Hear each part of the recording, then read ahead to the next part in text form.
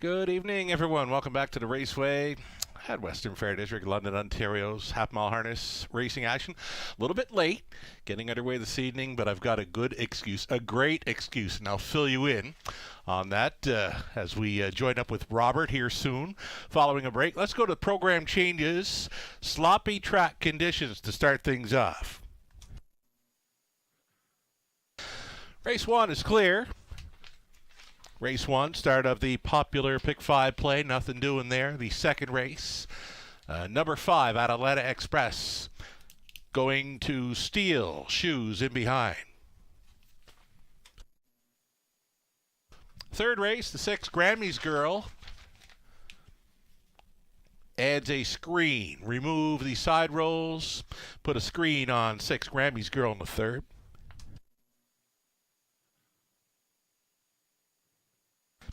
Fourth race, driver change for the 1. Cameron Hanover. It'll be Jason Ryan. No Christophe Roux tonight. Jason Ryan for the 1 in the 4th. Lauren House to drive number 3. Should have known better. And the line for 8, 7 Iron. Flambro from the rail. Finished back 2 minutes, 2/5. Paul McKenzie was on. Races 5 and 6 are clear. The 7th. Race number 7, start of a late pick 4. Number 5, Rose Run Vigilant. Make it. Lauren House. 8th race. The 3, Ezra Express. Steel to aluminum all around. Extend the hop bulls by an inch. The 4, Alyssa Marie. Take note. She just missed here on Friday night. Race timing 1:59 and 3. Garrett Rooney drove. 9th race, the 7, Credit Kawhi, Friday night. Here in London, finishing 4th, 1:58 and 3 with Travis Henry up. 10th and final, the 1, Duke Deo, Lauren House. House for the 1 in race 10. Very short break. We're coming back with Robert Reed Jr. setting up the pick 5 for tonight. It's a spring tradition, the Camluck Classic at the Raceway, presented by Seal Stir Farms. The ultimate night for race fans and a great way to bring on summer. Great food, big pools, live entertainment, giveaways, a patio party, and more. Plus, admission is free. Circle May 26th on your calendar. The Camluck Classic presented by Seal Stir Farms. Find out more at camluckclassic.ca. Hey, welcome back to the show, everyone. Sugar Doyle with you from the Eye in the London Sky. Robert Reed Jr. joining us for the Pick 5 play setup.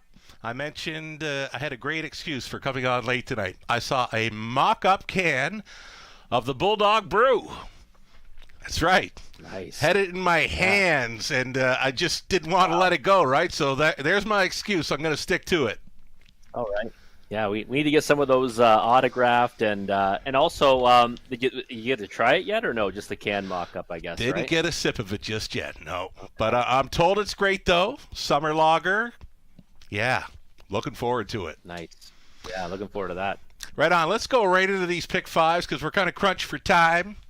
Pick 5 play here in race number 1.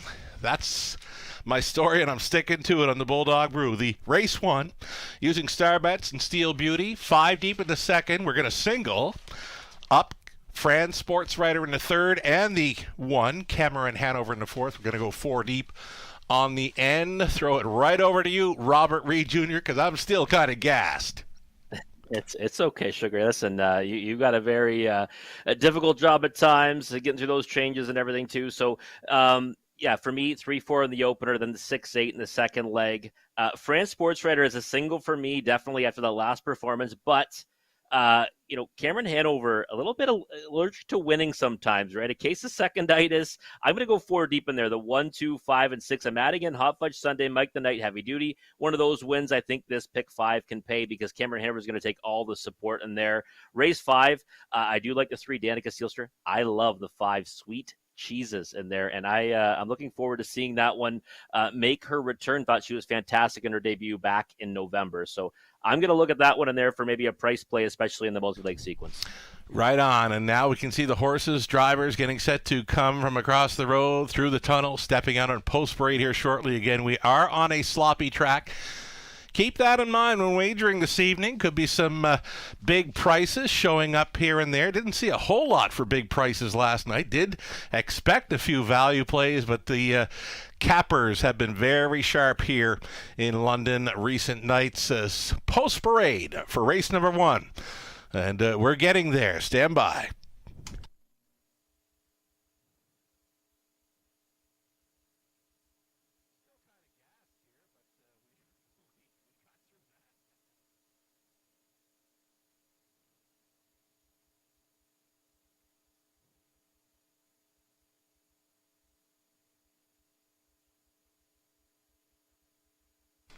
Here we go. We've got the Pacers on parade. It's race 1, the start of the pick 5. Very popular pick 5 play here.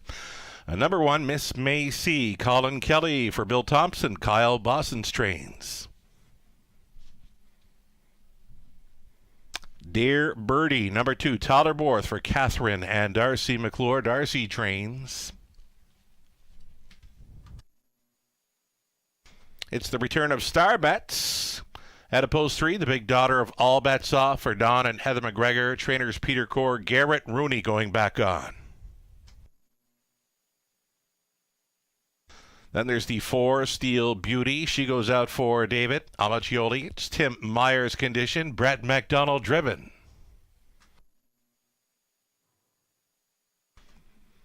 Here's Paul McKenzie on number 5, Sunshine and Rain for Keith Wilson, Dean Wall, Dean trains. Sporty Lil Vixen 6, Mike Horner, training and driving for Doug Wilson and Mark Horner. There she is, pretty as a picture, always. And number 7 is 28 late Anthony Hahn tonight for Dennis Jewett. The trainers Larry Jewett. And of course, Lauren House, owning, training, driving, number 8 Greystone Cheeto. As that filly try to make it 3 in a row. Sam Taylor sharing ownership here. 8 Pacers, Exactor, Try, Superfecta, Daily Double, and again, it's the popular Pick 5 play starting things up.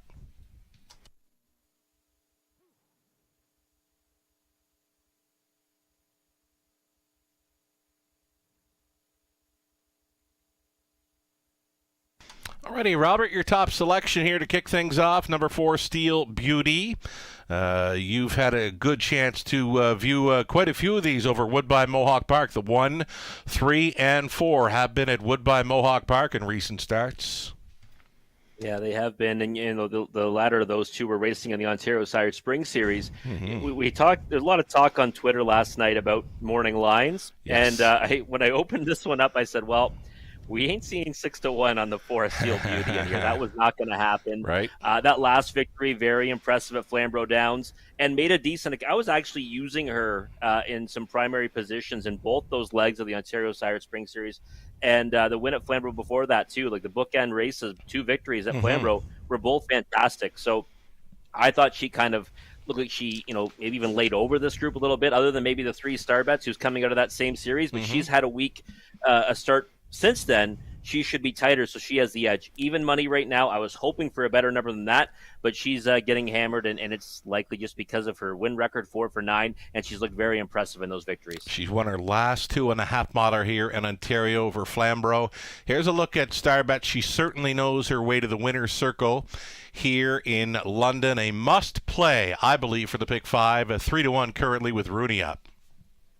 Yeah, and this is one, Sugar, that I know you were very fond of, still are very fond of. And I remember messaging you the night that she won at Mohawk Park saying, tell me you had something on her at 47-1. It was followed up a nice victory here with a huge victory there, blew up the tote board. Yeah. And then, made a decent enough account of herself in the Ontario Sire Spring Series. That's a different kettle of fish, right? There's some real good horses in there. And she's going to love getting back to the Raceway. Yeah. The problem I had with her and putting her on top is the fact that she's missed a week between starts.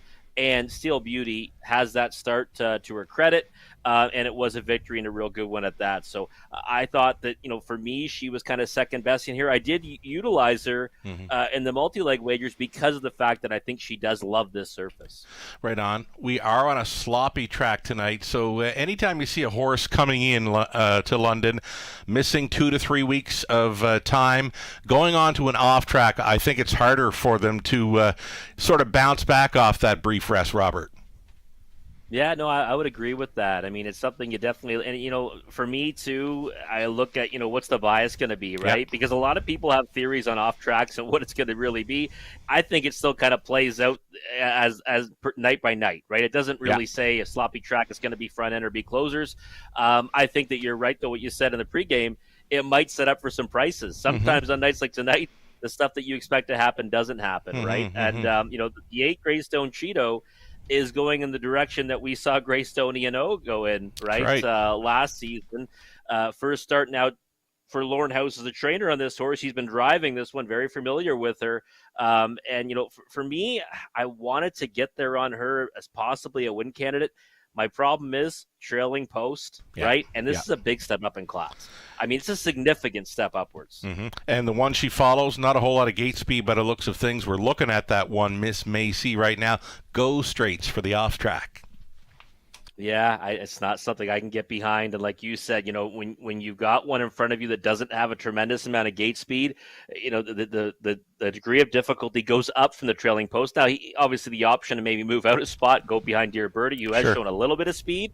But yeah, Miss Macy kind of outrun. That's the one got outrun in her last 2 anyways at Mohawk Park. And I mean, Kyle Boston's so right. That barn's kind of heating up a little bit, right? Definitely. Back-to-back winners last night. So that's something you want to keep an eye on. You know, when you see a horse that's racing for a barn that's got some wins and, maybe string them together lately, 8-1's not the worst place to go shopping. I had a trouble putting her on the business end of this, but I do have her underneath in the exotics.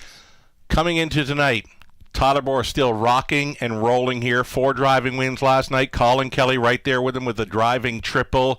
There's nobody better right now on a half-mile track in Canada. Tyler Bohr, leading driver here in London, leading driver for all in Canada for wins thus far 2023. Heck of a start for Tyler. Local. It is, yeah. And you know what? As you're saying all that, I'm looking at 11-1 on the board and thinking about me talking to myself if he gets the job done and I don't have my pick 5 tickets. 11-1 on Totterborth. Anything double digits in London for Totterborth? You got to give it some thought. Here we go. It's the first of 10 in London going in behind. We've got Miss Macy, then Dear Birdie. Starbet, Steel Beauty's in the center, then Sunshine and Rain, Sporty, Lil Vixen, 28 late back tearing it, Greystone Cheeto. Here we go.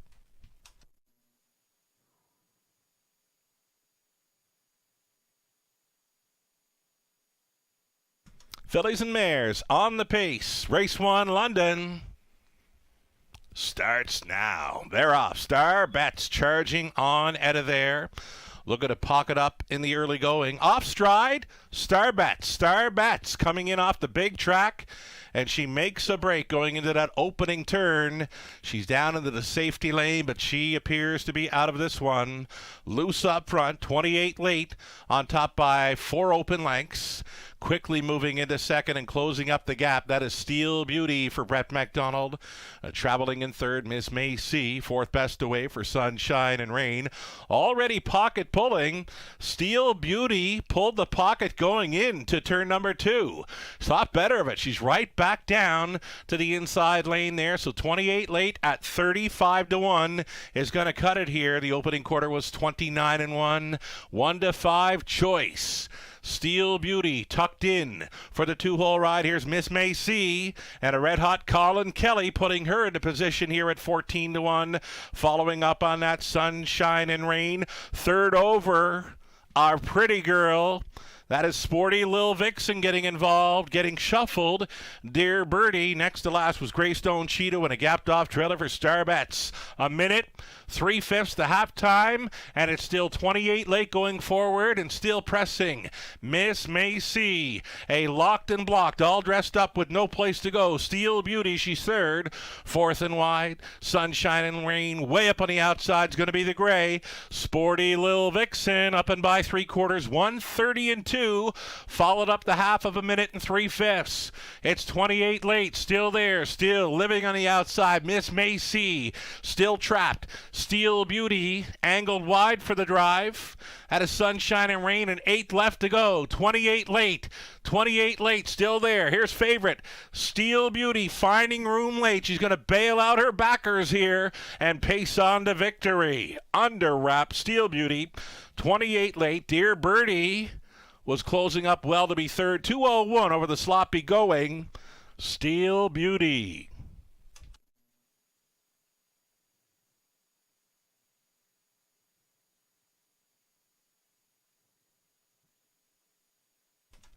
Heck of a start to our Tuesday evening program. Over 80,000 wagered in the opener, just shy of $30,000 on the pick 5 play.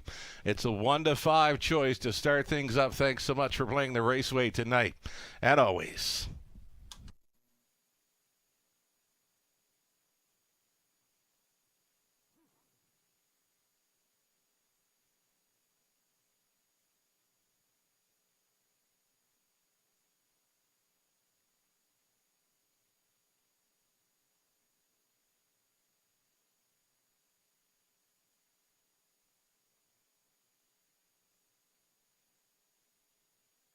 Four, 7, 2, 1. You've got the heavy favorite over a price in number 7, 28 late.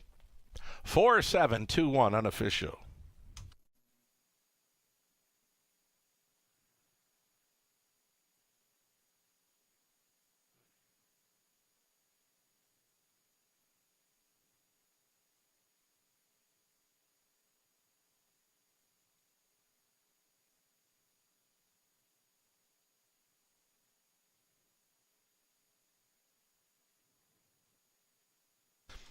Returning for a winner's circle photo, number 4, Steel Beauty. She is the 3-year-old daughter of Better's Delight for the Dragon Again mare, Skittle Hanover, owned by David Almaccioli of Michigan. Tim Myers conditioned. Brett McDonald driven the win here. It's the fillies' 5th career win. That's 5 on the season as she ships in for a victory in 2:01 over the sloppy going. Congratulations.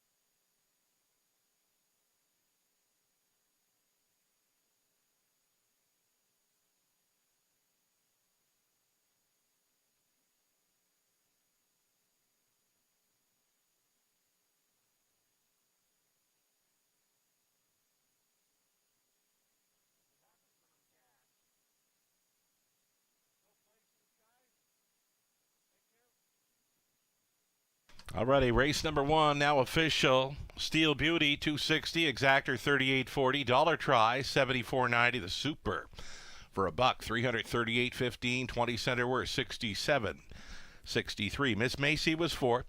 Dear Birdie 3rd. Starbets finishing 8. Steel Beauty was a winner. Sunshine and Rain 6. Sporty Lil Vixen 7. 28 late 2nd. Greystone Cheeto 5th.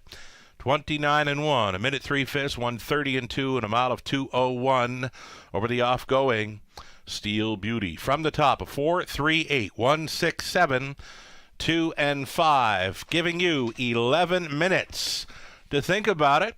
For race number 2, the Exactor Tri Superfecta, the start of another multi-leg wager here. It's the Pick 4, $7,500 guaranteed pool. Race 2 in 11 minutes. Good luck.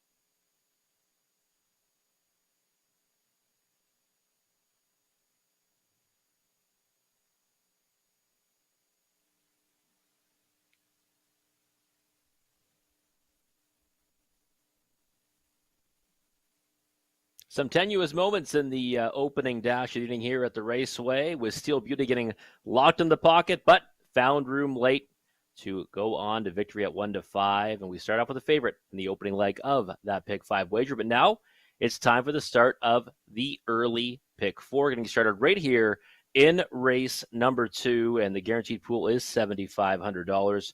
Getting started with trotters, known as a $2,500 last 3. Sugar spreading out in this one, and I kind of agree with that. I think it's kind of a wide open dash. I narrowed it down to a couple. He's got the 1, 3, 4, 6, and 8. So he's using 5 of the 8 here in the opening leg. But then he's going very thin with a couple of singles, and we're both on the same single in race number 3. That's the 1. Franz Sportswriter, a absolute rocket in her latest. Starter from the trailing post, then moved to the lead and was gonzo on the field. Won by more than 7 lengths at odds of 7-2. Real overlay on that occasion. Won't be that tonight working from the rail. Probably be a big favorite there in race number 3. Race number 4, he's going to single up on the one Cameron Hanover, who is one that, I agree on paper looks like is the best, but sometimes, a bit of seconditis for Cameron Hanover. But we'll get to that in a moment or two. And race number 5, 1, 2, 3, and 5. So the two bookends, he's going to spread out, look for, some better prices. And we're in agreement, those 4 being the main players in that money leg of that wager. And again, just $20 for $1 or $4 for a 20-cent ticket. Mine is going to start off with just a 6 and 8. So massive profit. The 6 was, I thought, incredible last time. Odds on choice right now at 3 to 5. No surprise there because he was a different horse from one start to the next, in my opinion. And now you got Tyler Borth back aboard, moving up in class, but anything close to that latest I think will be difficult to beat. The other one I'm using here is the 8 Dirt. Disappointed last time, in a much tougher class. He was 21-1 on that occasion. I thought that when he got away off the gate, he might stick around for Peace Fit. He faded back to 6th. Easy winner, though, 2 back in a softer spot. I don't think these horses are out of his reach in here. Trailing Post to work from. I thought he might be a decent price, 11-1. He is that right now. I want him on my ticket. In race number 3, one Fran Sports Writer, we talked about her already. She's going to be singled up for myself as well. In race 4, I'm going 4 deep with the 1, 2, 5, and 6. Intrigued by the 3 now. Should have known better. 1 I've been chasing week after week after week. Lauren House aboard now, so maybe that one goes forward off the gate tonight, or tries to anyways. But 1 you definitely don't want to leave off your tickets. I don't think. I don't have on mine on the screen right now, but I will be using them in my tickets that I'm playing personally. 1, 2, 5, and 6 though. Again, Cameron Hanover might go out there and win at a short price, but this year 1 for 13, last year 4 for 43.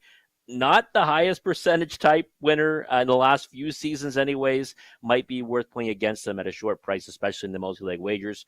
Race number 5 for me. I love the 5 Sweet Chizus, I guess it is Chizus, the way it's spelled. I said Jesus earlier. I love her. She was fantastic in her lifetime debut. She made a break, was at a deep hole early, ended up coming on, only getting beaten by a head in that race. I put a big circle around her, put on my watch list. Didn't see her now until the following season in April. Qualifier, it looks, okay. A couple of decent horses that finished ahead of her in that one. I'm happy to kind of be on board with her in there. Hopefully she's a decent price. Also using the 3 Danica Sealster, consecutive faster quarters in her qualifier at Mohawk Park, and against a good field as well. So I'm just going 2 deep in there and hoping that one of those 2 can get the job done for us. But we got 4 minutes away until the horse will be making their way onto the track for race number 2. You want to start marking out your winning wagers for this early pick 4 ticket. Again, the guaranteed pool is $7,500.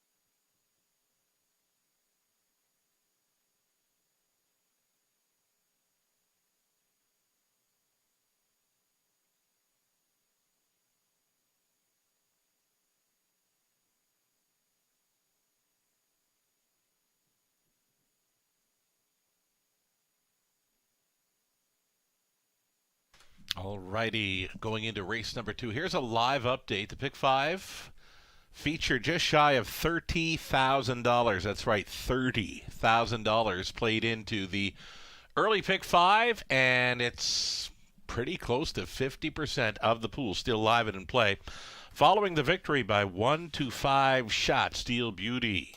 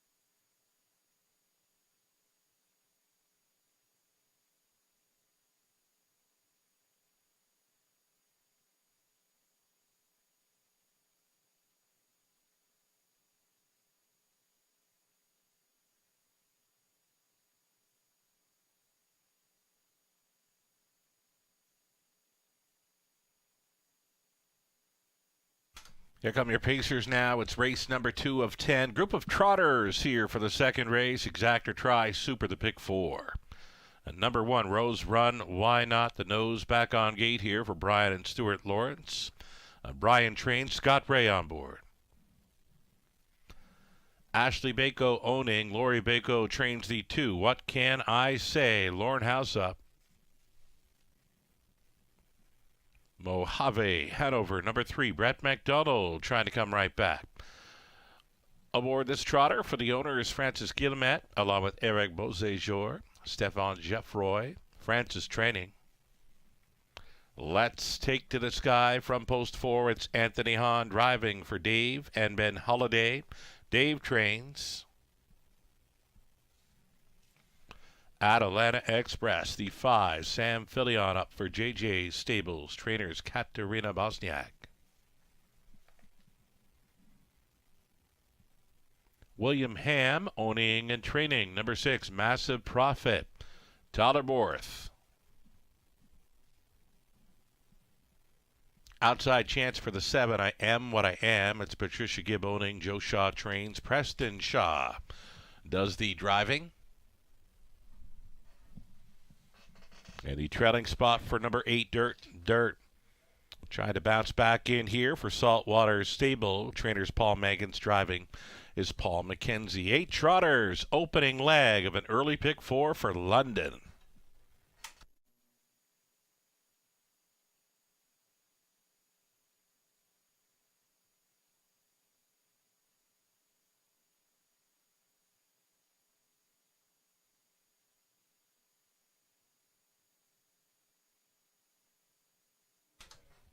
Here we go with a top selection for Robert Reed Jr. on a Tyler Bohr score down. This is 6, Massive Profit.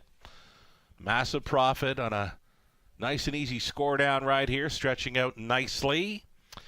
Now facing tougher after a very easy win in latest. Worth a look with Borth aboard again. There it is, the score down for Massive Profit. Again, that last victory was so easy, Robert. Yeah, it was. I need your opinion, Sugar, because you're the one who actually put us all on to Massive Profit last time. You said he looked unbelievable on the track. So what do you think? Same? Better? Same. Okay. But he was so good last week, right? Yeah. He was. Honestly, it was one of those ones where he's a horse that was kind of, I thought, underperforming for quite some time. If you remember, I was chasing him for quite a long stretch here at the Raceway. Indeed. And never getting him down. Even did so even at Mohawk Park a few times. And then I went off him in his latest. He got hammered down to 70 cents to the dollar against an easier group, obviously. But he was absolutely, I thought, under wraps right to the wire. I mean, it was never really in doubt. You could see he had all kinds throughout the mile. And he faces tougher. But, I thought he would get bet down to favoritism here. He's 6-5. And, based on that score down, I would think that he's feeling just as good as he is tonight as he did on that occasion, and he's going to be tough to hold off. Couldn't help but win last time out, but this gets a little tougher for him. An outside post to overcome, likely not to be in play in the early going, but will need some pace to chase in here. And there is plenty of speed to his left when you look towards the inside, the likes of Rose Run, Why Not, What Can I Say, and a few more here. So definitely one to be backing here in this opening leg of the early pick four. It's the 6, Massive Profit at even money. Here's another player, could rebound. Number 8, Dirt, was so good 2 back, and then just a little bit flat. Well, a whole lot flat last time out. He'll have to show more, right? Yeah, he will. And now, again, that's against a real, tougher group, right? Now it's a 5,000, last 3. But I thought when he got away in the 3-hole, I'm like, you know what? This could be interesting. He's got a chance here. He just kind of let go on the end of the mile. Not the same horse he was, the week before. I actually really like that score down. It was kind of easy out there, but he looks confident. Looks like he's kind of feeling good about himself. You get worried, right, when they get beat by a wide margin. Sure. They're athletes, right? Sometimes their confidence is waning, but it looks like he's feeling perfectly fine out there right now. I thought he'd be a bit of a price play, especially in the multi-leg wagers. I think he is going to play out as a price no matter what number he goes off at. 5-1's a bit shorter than I was hoping for, but he's the one that I think that if you're looking to beat the 6, Massive Profit, that's the direction you want to go in, because he's a horse that I think can get away well enough from the trailing post and capitalize on it in the middle part of the mile or the end of the mile. Right on. We're a little over a minute now, and number 8, Dirt, will be following out the speed of Rose Run, Why Not. This horse will do much better with the nose back on gate. This horse has had the trailing spot in 3 of her last 5 outings. When she gets her nose on gate, she's been right there, 2nd and 3rd. Yeah, exactly. And not where you want to start from when you're, kind of a speedster. I mean, she doesn't, blaze off the gate, but she usually gets away well and then makes a move at them. And she's been first over in the starts, so she hasn't had to start from the trailing post. And the reason why I couldn't really get to her in the win position here is 2 back. She got completely dominated by Massive Profit. Now, she should be tighter than that one with a start, under her belt since then. And she gets the pole position, so she should be pushing out for a good spot off the gate. But, 10-1, I think she's just a peripheral player somewhere on the ticket. Here's the thing. Number 6, Massive Profit, serious action right now, 1-5, inflating the odds of many of the others in here. I did like the score down. She looks the same. She looks as good as she did last time around. But at 1-5, got to kind of look at some others here, right? Yeah. I agree with that. I mean, that's why I would lean to Dirt, right? That's where I would go. Let's take this guy's another one. Maybe, might try to blast off the gate now, getting back to a better starting spot. Surprised that one's actually 15-1. Right. I knew you'd get more than the 5-2 morning line, but that seems like a heck of a number on Let's Take to the Sky. But nonetheless, Sugar, I'm on the 6 and 8. I need one of those 2 to come through for myself. Right on. Here we go. Still time if you're looking to fire in late on this early pick 4, the Trotters for race number 2. Rose Run, Why Not? What Can I Say? Mojave Hanover, Let's Take to the Sky is in the center. Then Atalanta Express, Massive Profit, I Am What I Am, trailing out as Dirt into the stretch. Opening leg, early pick 4 in London. It's on. They're off. Massive Profit is showing early speed tonight from the center. Let's Take to the Sky. Pot on position. Rose Run Why Not has stacked them up. They're 4 deep going into this opening turn. Rose Run Why Not is leading here in the early going. What can I say? Pocket it right up there for House in second. Still coming on the wide side. That is Massive Profit, 3 deep through the whole first turn and is in search of the lead here for Borth. Massive Profit at 3-5 grabs control just at the quarter mile, has paid a cost to be the boss here, 29-1. Massive Profit on the lead. It's Rose Run Why Not in second. What Can I Say is third. Parked in the early going fourth. I Am What I Am. Fifth and in for Let's Take to the Sky. It's a trap now. Dirt, who's racing from sixth. Off the back end will be Atalanta Express and the trailer, Mojave Hanover. So Massive Profit getting a second quarter breather here. Minute 3/5, so 31-2 through the second frame. Massive Profit still just diddling and dawdling here. Has a pick on the outside, and I Am What I Am's been out since the start. Inside, traveling in third, Rose Run Why Not. A toe up in fourth for Atalanta Express and a buried fifth for What Can I Say. Third over into the flow, Mojave Hanover. Then Let's Take to the Sky and Dirt up and by 3/4. Massive Profit being asked again, and he is responding. 131-3 at 3/4. Got a middle half and 2 and change. Massive Profit still the one. Atalanta Express, here he is at 25-1. That is Philion asking the mare, Atalanta Express, to come on with an 1/8 of a mile left to go, and it's still Massive Profit. Atalanta Express begins to flatten out, and along the inside, Rose Run Why Not still in play. Massive Profit here wins at 3-5 for Bohr. Second best was Atalanta Express. Close for third, Mojave Hanover coming on against Rose Run Why Not, 2:02-3.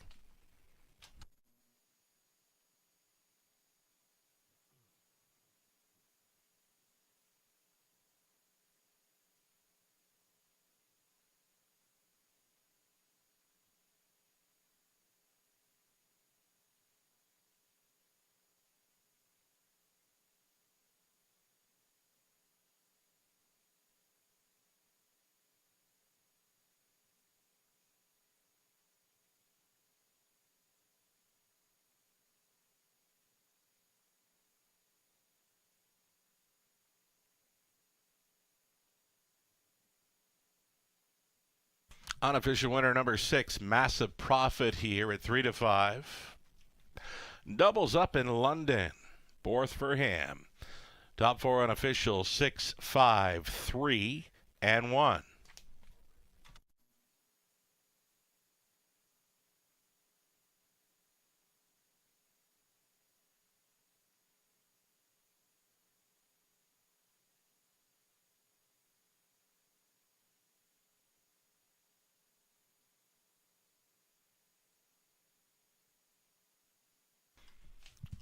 Doubling up here in London, number 6, Massive Profit, a 4-year-old son of Muscle Massive from the Andover Hall mare, Right On Renee. Owned and trained by William Ham of West Lorne, Ontario. Leading driver Todd Borth had this one on top most of the way.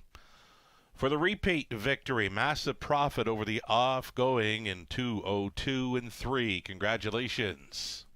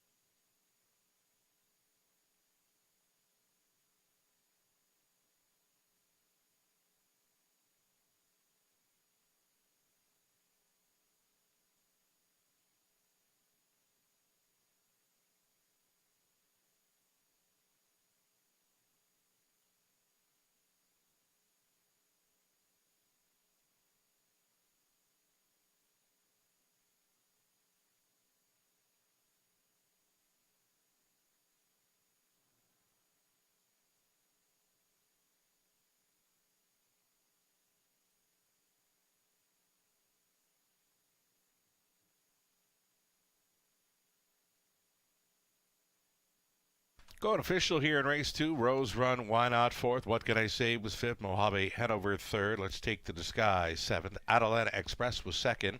Massive Profit a winner. I Am What I Am 8. Dirt finished 6th. 29 and 1, a minute 3/5, 131 and 3, and a mile of 2-2 and 3. The repeat victory for 6. Massive Profit. Top down a 4-5-3, 7-2, 1-8 and 6.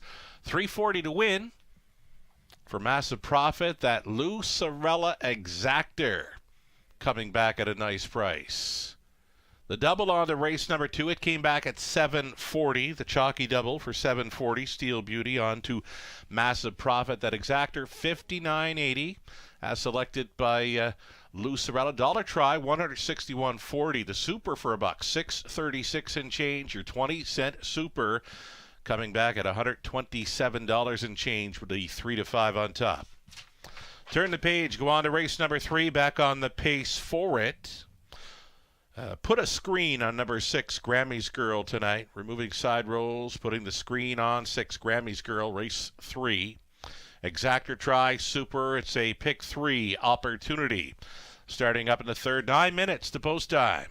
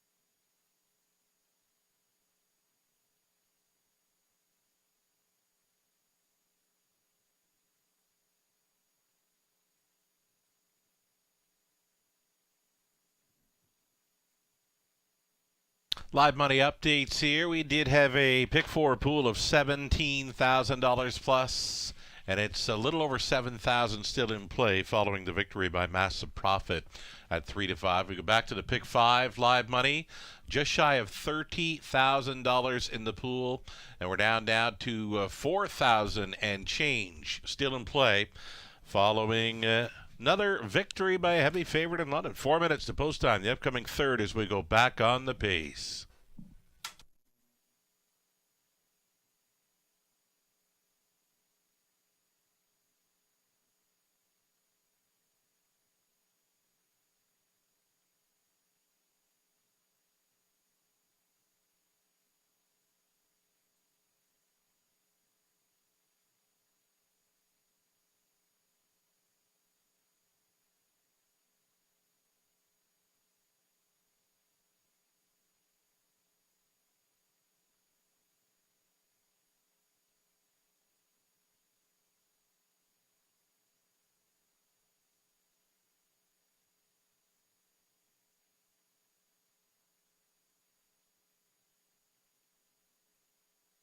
Race 3 selections provided by Robert Reed Jr., Lou Sorella, Rod Allums Jr. of Nahoo Picks, Nathan Bain, myself, we're all chasing after the one Fran Sports Writer.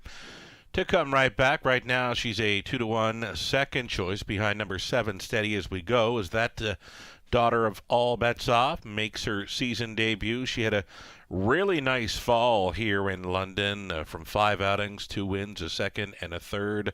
A tough outside post to overcome for the filly over the off-going here right now, a 9 to 5 choice.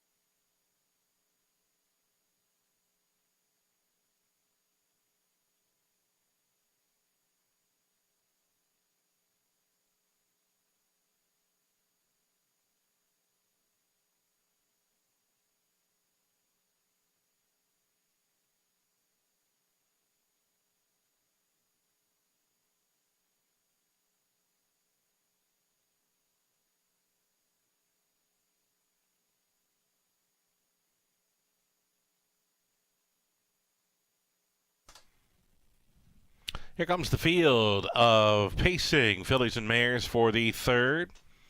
These are non-winners, 15,000 lifetime. You're looking at the one France Sports Writer even money right now. For Michelle McMullen, Audrey Crawford, Ken Gowan training, Andy Moore stays on. Number 2, it's batted to Ryan Daraj Paddots for Pamela Goodale along with Nick McHugh. Pamela training. Feelin' Fancy, 3. Travis Henry for Hut Racing Stable of Pennsylvania. Blake McIntosh trains.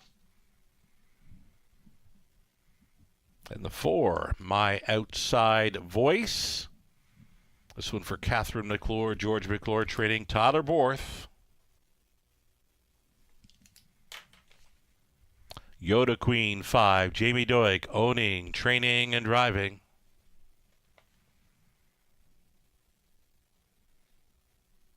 Then the 6, Grammys Girl, wears a screen tonight. Paul McKenzie driving for owners Ken Middleton Jr. along with Dave, James, Jeff, and John times 2. Middleton trains. 7 outside for the fillies, Steady As We Go, her season debut for Britt Kennedy and Money Clip Racing along with Sean Bustin. Britt does the training, Garrett Rooney on for the drive, and then trailing spot for 8, Crown Princess, Jay Harris. For Z Spray Stables Limited, the trainer is Mike Timpano. There you have it, 8 pacers for the third Exactor Tri Super Pick 3 opportunity right here.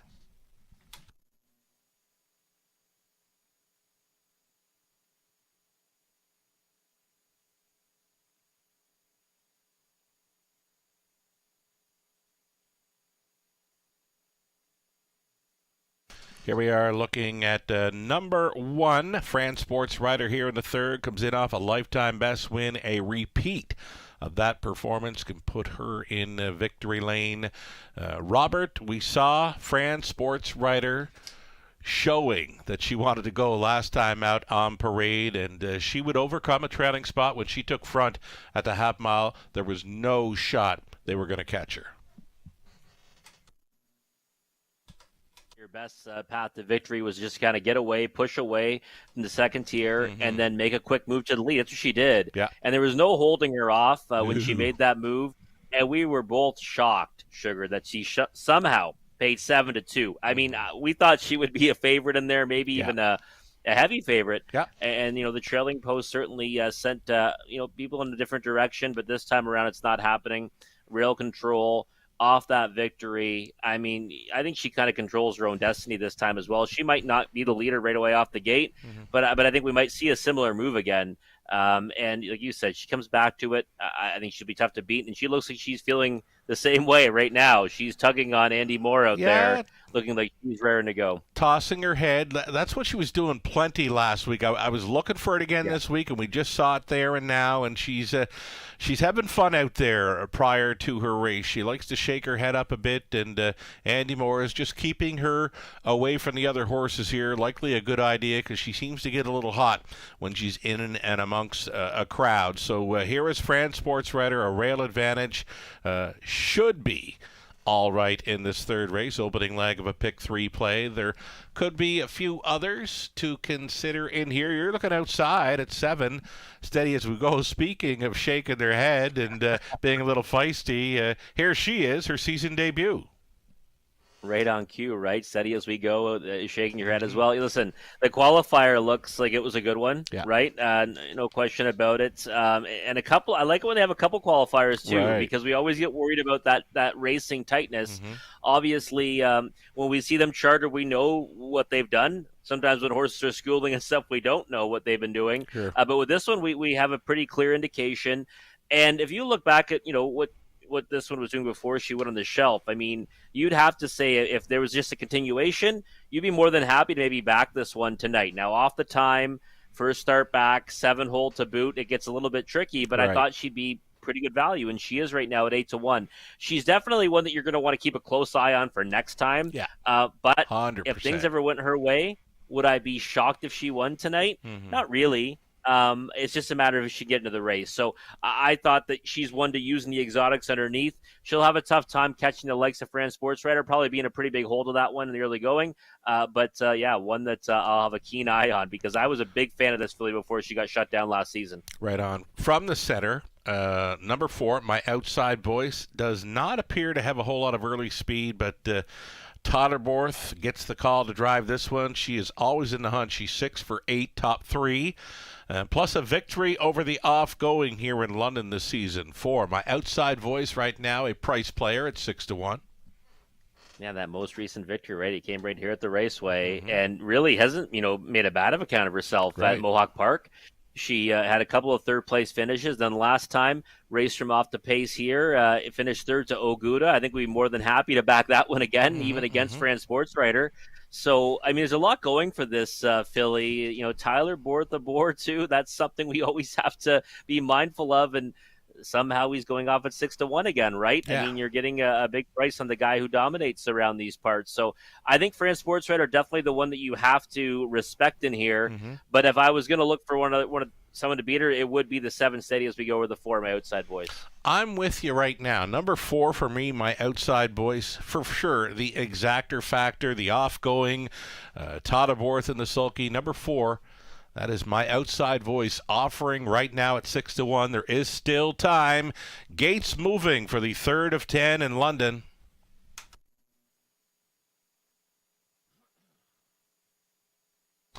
In behind, Fran Sportswriter, Batitude, Feelin' Fancy, My Outside Voice, then Yoda Queen, Grammy's Girl, Steady As We Go, Crown Princess, back tearing it, 1/8 of a mile from the start.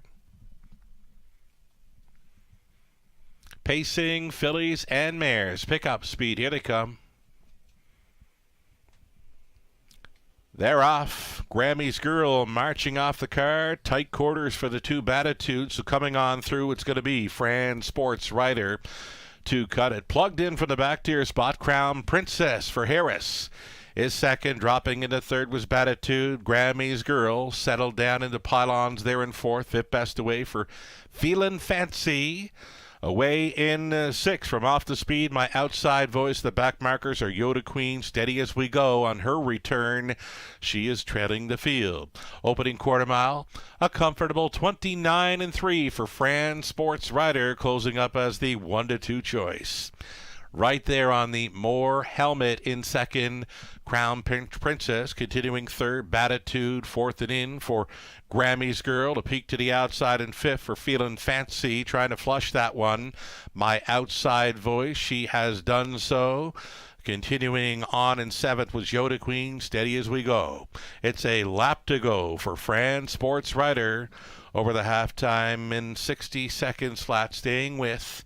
In second is Crown Princess. Now gapping in third is Batitude. Grammy's Girl looks at it from 4th, saving ground to gain a position. My Outside Voice, she's going to find room here and now, and she will be roused by Totterborth. And coming from last, way up on the outside, Steady As We Go, is moving up.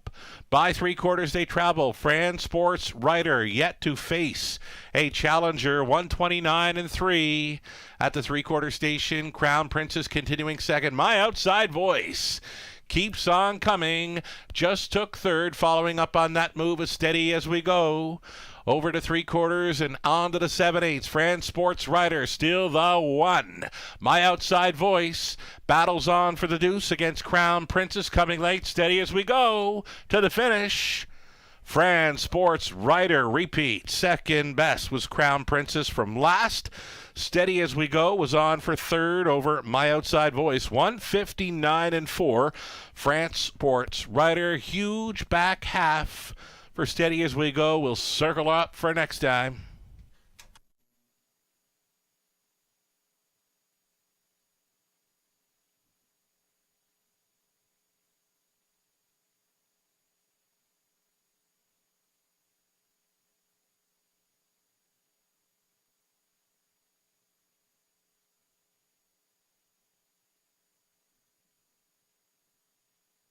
It's the 1 Fran Sportswriter at 1-2. She's a winner. Over 7. Make it over 8. Crown Princess, then 7. Steady As We Go. 4, My Outside Voice, rounds out a superfecta. 1874. Players played it right.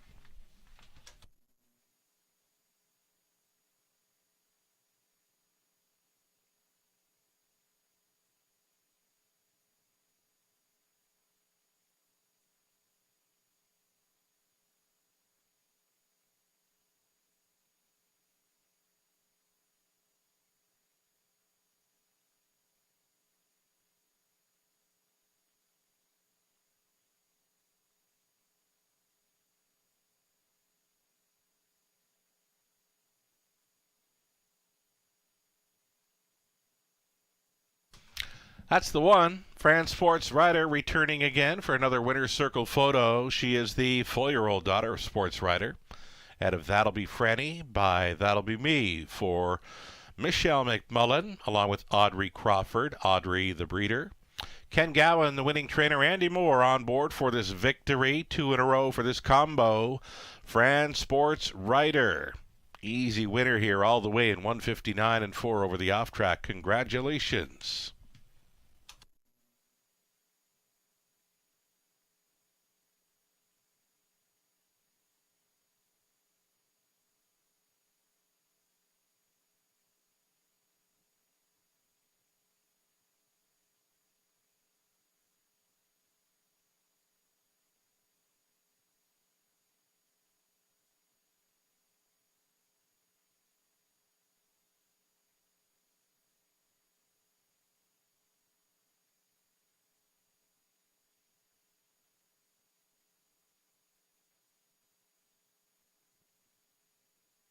Third race official, Fran Sports Writer won it. Batitude was 6, Feeling Fancy 8, My Outside Voice was 4.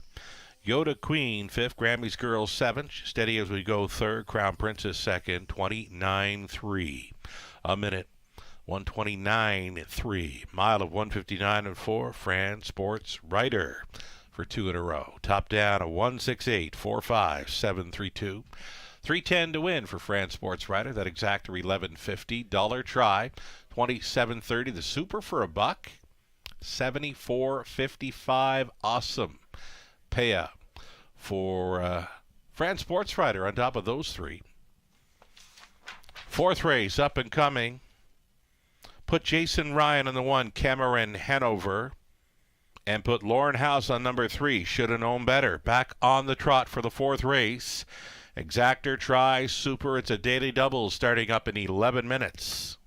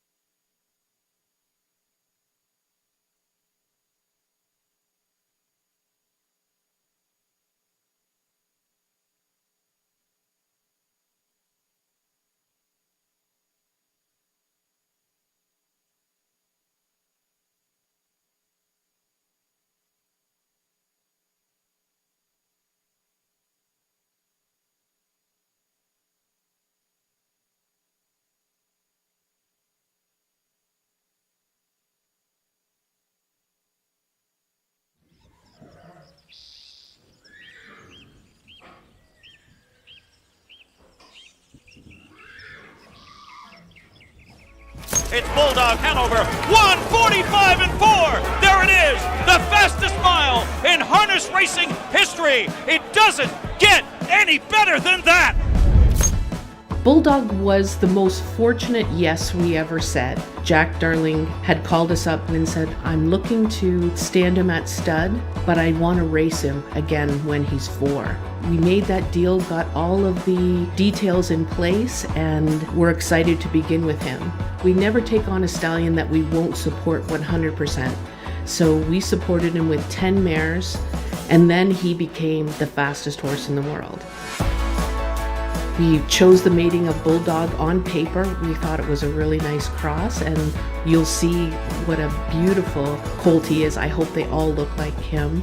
Looks like Bulldog, very tall, very long-legged, very intelligent, just everything you would want in a newborn foal. We're honored and humbled to be able to have this horse in our stallion roster. Bulldog being Canadian sired, Canadian owned, Canadian trained, and now standing at a Canadian farm speaks volumes that Canada can compete on the world stage. We're the luckiest farm in the world to have that opportunity.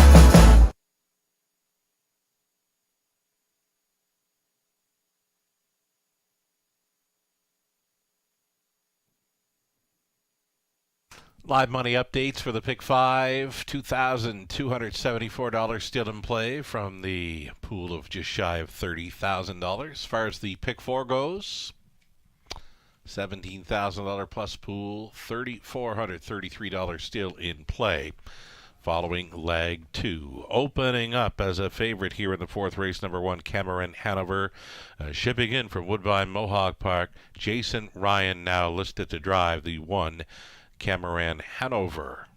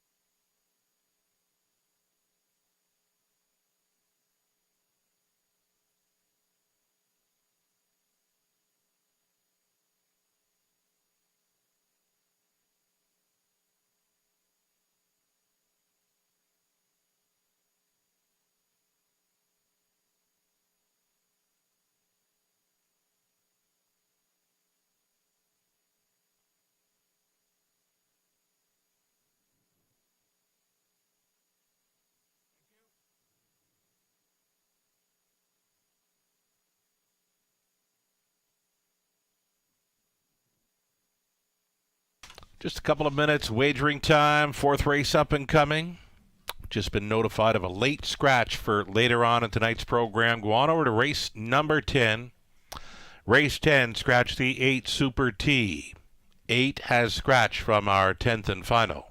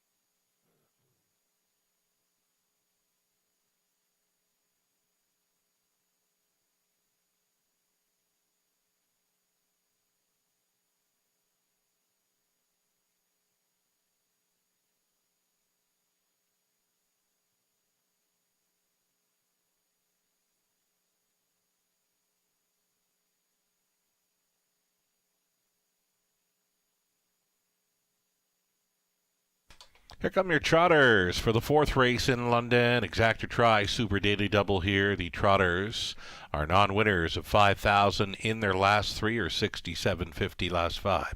Cameron Hanover comes in from Woodbine Mohawk Park. It's a rail to work with for Camilla Christoforou, along with Irvan Holdings Inc. Camilla training. Jason Ryan now listed to drive. Hot Fudge Sunday to Alfie Carroll on board for Angie and Mary Carroll. Angie trains.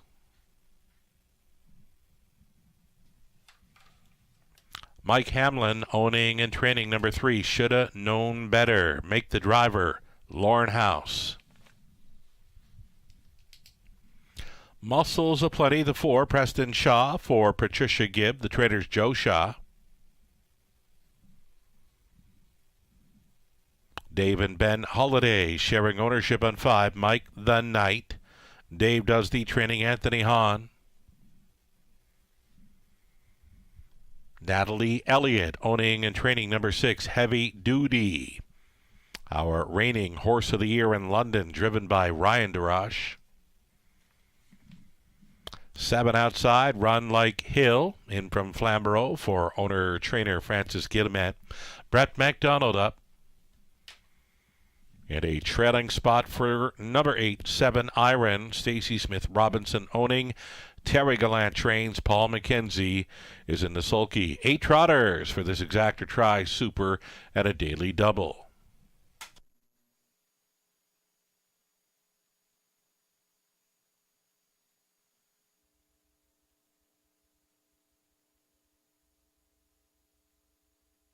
There we go. Fourth race, number 1, Cameron Hanover ships in from Woodbine Mohawk Park for Team Christoforou. Was a very strong second here back in mid-March. Second best, in fact, to Andy Over in a preferred 158-3. The one to beat, Robert. Jason Ryan hops on board. Catch driving. Chris couldn't make it tonight. Heard from him and likes his chances here, I would assume. Yeah, I mean, I would think so. I mean, the thing is, did end up finishing second to Andy Over at 45 cents to the dollar. And that, I mean, as great as that effort was, and this is an easier spot than that, right? I always get concerned with Cameron Hanover, right? Okay. Because, 4 for 43 last season, 1 for 13 this season. He goes up and down the class ladder at Mohawk Park as well. He gets a lot of big prizes. He doesn't necessarily find the winner's circle all that often. So I think that, obviously the one to beat in here, but he was kind of a spot that I thought in the multi-leg wagers that you might want to look elsewhere as well, right? Mm-hmm. Because he's going to be something to 5, and it would be a big knockout in those wagers. Let's go to the track right now. Yeah. Again, take nothing away from him. He's the one to beat in here, no question about it. Mm-hmm. I just have a hard time swallowing a real short number on him because I've been hurt by him many times at Mohawk Park, Sugar. Well, what I've seen from him in London, I can't get away from him in here. He's a single for me. Number 1, Cameron Hanover, looking great out there. A handsome stallion son of Donato Hanover. Jason Ryan recruited to drive this live catch drive right now at 4-5. Others to think about. Number 6, Heavy Duty. Huge price for a reigning Horse of the Year in London.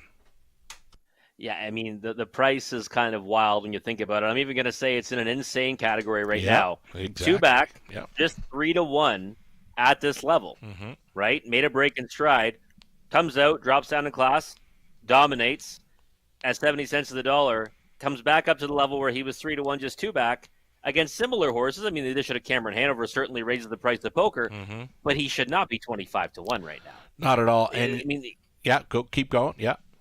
I was just gonna say, like I had him at 3-1 or 4-1. That's what I have him marked down as for my own odds. Yeah, even lower than the morning line of 8-1. I never dreamed he'd be north of 20-1 right now. And has considerable blasting power off the wings, especially from an outside post. Yeah, he's a horse that is versatile, right? He can blast off the wings of the gate, go to the lead.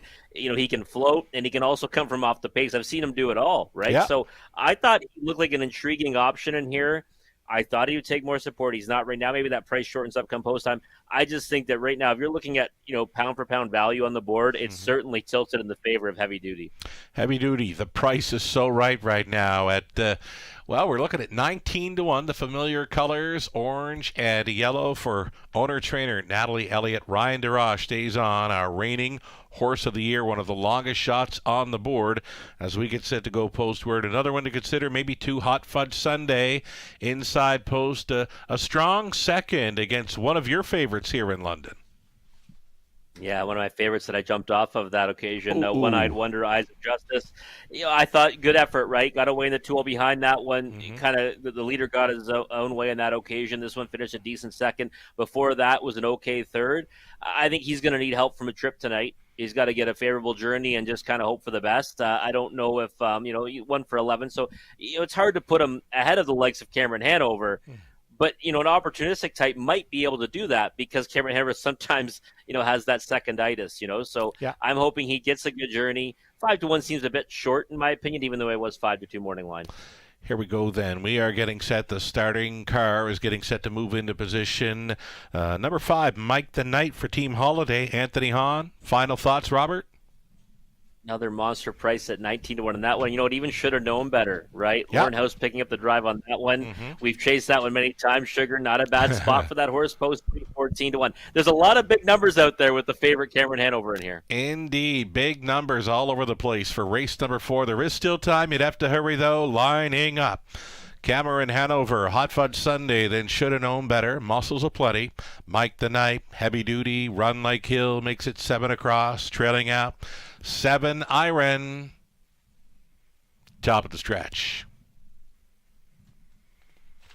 Looks like a backup class of trotters here to a preferred.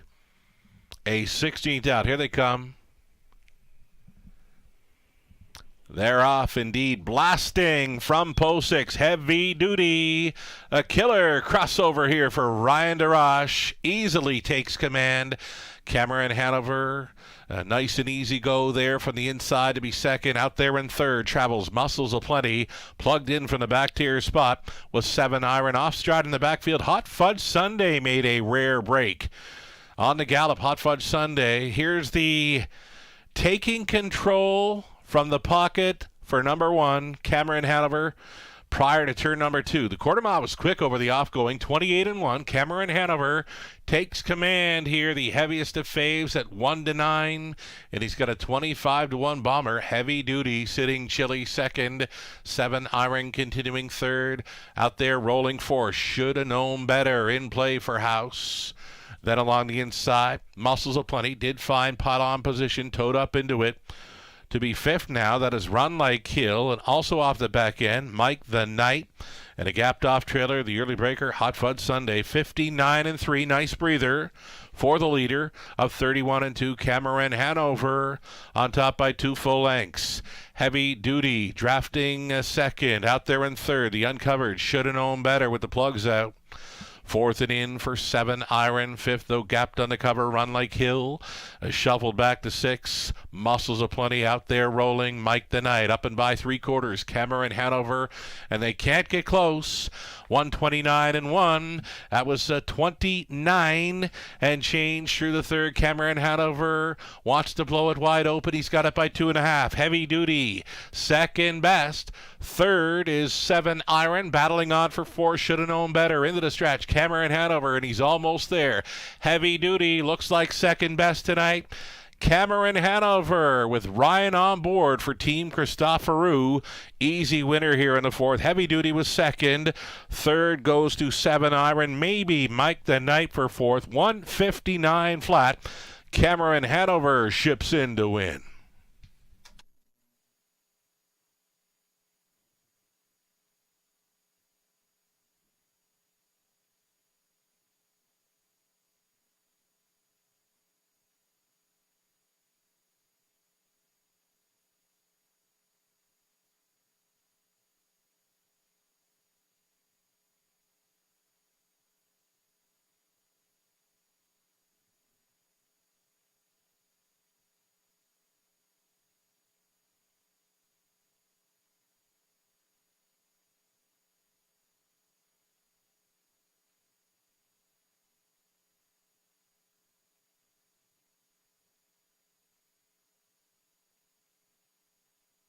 Number 1, Cameron Hanover, an easy winner there. Robert Reed Jr. all over that exactor player. Number 6, Heavy Duty to be second at 25-1. A 1, 6, 8, and 5. Top 4 unofficial.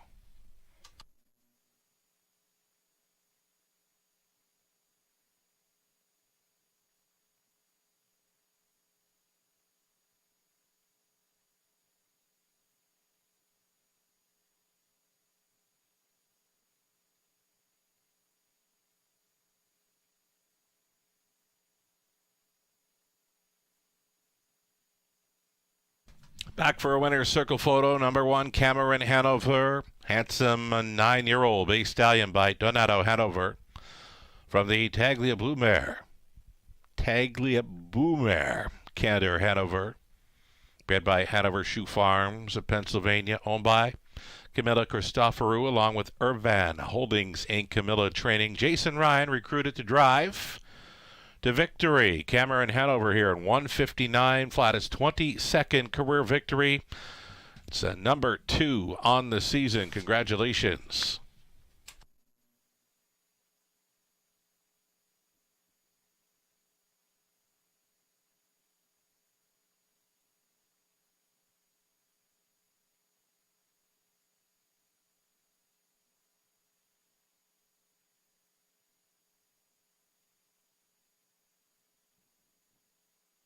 Fourth race went official. Cameron Hanover won it. Hot Fudge Sunday 8. Should Have Known Better was 5th. Muscles Aplenty 7. Mike the Knight finished 4th. Heavy Duty 2nd. Run Like Hill 6. 7 Iron 3rd. 28-1. 59-3. 129-1. And the mile clocked up in 59, flat over the off-going Cameron Hanover. Much the best in there. Top down a 1:85.74, 2:63. 2:10 across the board for Cameron Hanover, that exactor. The Robert Reed Jr. exactor coming back at $13.80 try. 70.85 the super for $1. 428.40. 20 center comes back at 85.68. That rundown from the top again, it's a 1:85.74, 2:63. The fifth up and coming. An early high five opportunity as we switch back to the pace. Exactor try also featured 10 minutes away.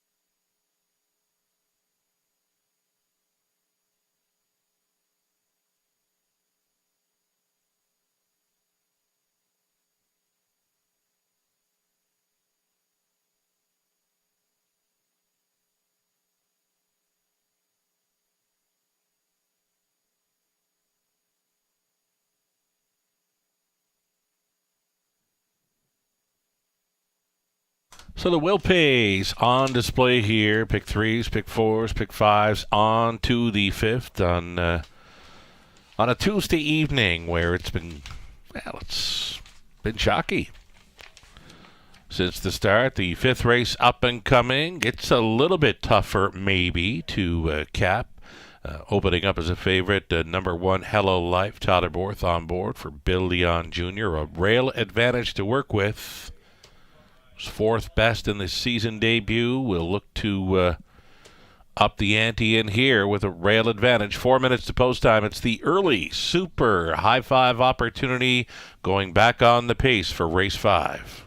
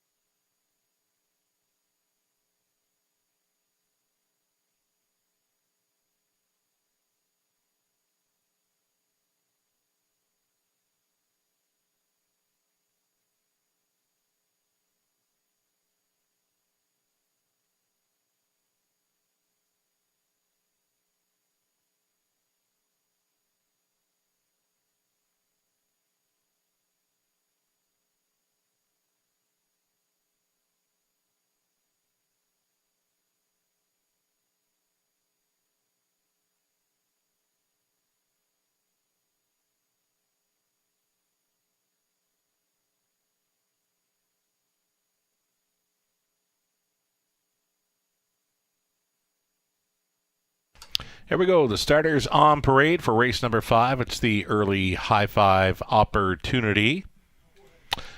Pacers here in the 5th. Hello Life got a rail for owner-trainer Bill Leon Jr. Todderborth driving. These are fillies and mares, non-winners. 5,000 or a race lifetime. From post 2, it'll be best show for Gino Toscani. The trainer is Ashley Lenvoy, Sam Fillion in the sulky.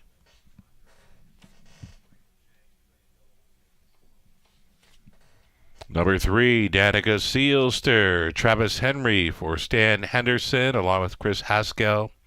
Chris does the training. Season debuter, number 3, Danica Sealster.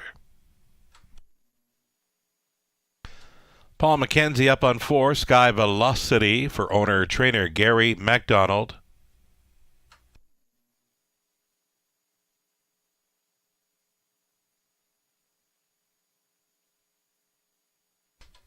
Number 5, Sweet Cheese Us.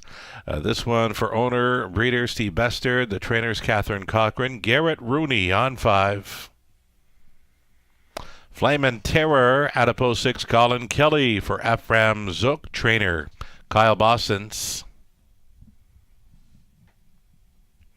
7 outside, Ace 44, Angel.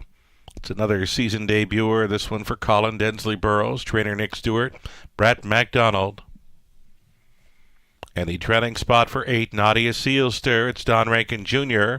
Owning, training, and driving. Sharing ownership with Melissa Gambling. There you have it.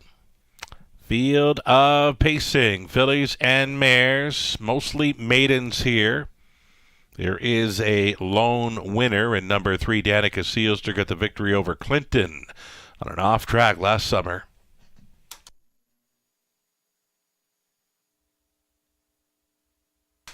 Going to a big price player here. Robert Reed Jr. is in fact all over. Number 5, Sweet Cheese Us. Here in race number 5, the daughter of Better Than Cheddar is out for her second career start, her season debut here. Robert, tell us about it. Yeah, I think she looks really good on the track right now, first of all. But, Sugar, she made my watch list, much like Steady As We Go, got a big circle around that effort earlier tonight. She did back in November 29th, lifetime debut, made a break at the start, spotted the field, quite a bit of lengths. And then, it was kind of a slow race to the 3/4, but she made a big move, got into it. And she was flying on the end of that mile, home in, 59 and 3. But it was visually impressive. She was bet down to 9-2 on that occasion. I thought, look at this race and said, you know what? She's coming out of a qualifier with Steady As We Go and Chappie's Boy, both of which would probably obliterate this field. Yes. And look at her right here. Look at her. I'm stopping you because look at her. She looks fantastic. Yeah, I mean, I'll be honest, the pre-race appearance is making me like her even more, and she's sitting at 16-1. I thought she would be about 4 or 5-1. Okay. But then I saw the multi-leg wager payouts, and I said, wow, she's going to be a big number. So, yeah, Sweet Jesus, I'm in on her. Now, she might be one to better watch closely for next time. Oh, boy. But I think you want to get ahead of the curve here and try to get her at a big price rather than a short price in the next couple of starts. You have made a believer out of me. Garrett Rooney was just straight back on this big daughter of Better Than Cheddar, Sweet Cheese Us. Nothing wrong with her career debut in the fall where she made the break early. She's 10 lengths off and she's closing like a freight train. And here she is at a big price. She is a top selection for Robert Reed Jr. We're talking about the 5, Sweet Cheese Us, right now at 14-1. Getting a look now at number 3, Danica Sealster. This is the one I did have pegged for the win as my top selection, but again, the more I looked at that 5 when you were talking about her and Rooney with a handful, I'd be bending towards that one at a big number. But let's talk up Danica Sealster for a bit. Yeah, Danica Sealster is an interesting one, right? Because last season, near the end of the season, she got a victory. Then she finished 3rd at Clinton, and the qualifier. What do I love about it? Consecutive faster quarters, and that's a very solid group she was against too, right? State The Last Dance, Winston, Tierra. Listen, it's a good field. Academy Sealster. When you look at that field as a whole. Getting you by 12 lengths, there's no shame in that. No. 56-1, that's over the bigger surface, obviously. But I think that, she's got every right to take support in here. I can't believe she's 8-1 as well Obviously, the money's tilted in the direction of Hello Life.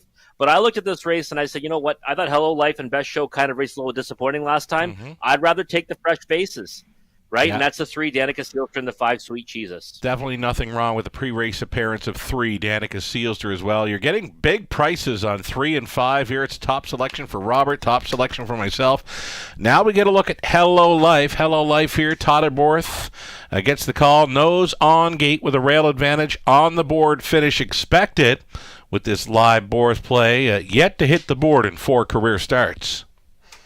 Yeah, and I was all over her last time, Sugar. Very fond of this one and thought she raced okay. 8-hole, got away third, moved to the lead. But, I mean, that middle half is pretty slow, right? I mean, that was my concern. I thought she should have closed it out. She didn't. She was beaten by a horse that ended up kind of coming from the parking lot with Lady Get Lucky moving wide off the final turn there and ended up fading back to fourth. So, rail control and all, I said, maybe a piece horse in here hit the ticket. I didn't see her as a real strong win candidate. I mean, it should be noted that about $2,000 went into the win pool earner at one point. I mean, that certainly skewed the odds, right? Yeah. Now she's 2 to 5. Show pool is blowing up on her too. Is that right? I looked at her.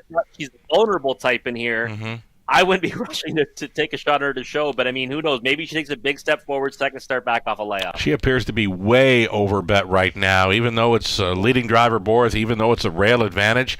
There are many others that have looked really good coming out of the post parade here. There is still time. You would have to hurry. Will it be a big price here in the 5th race? High five, gates moving.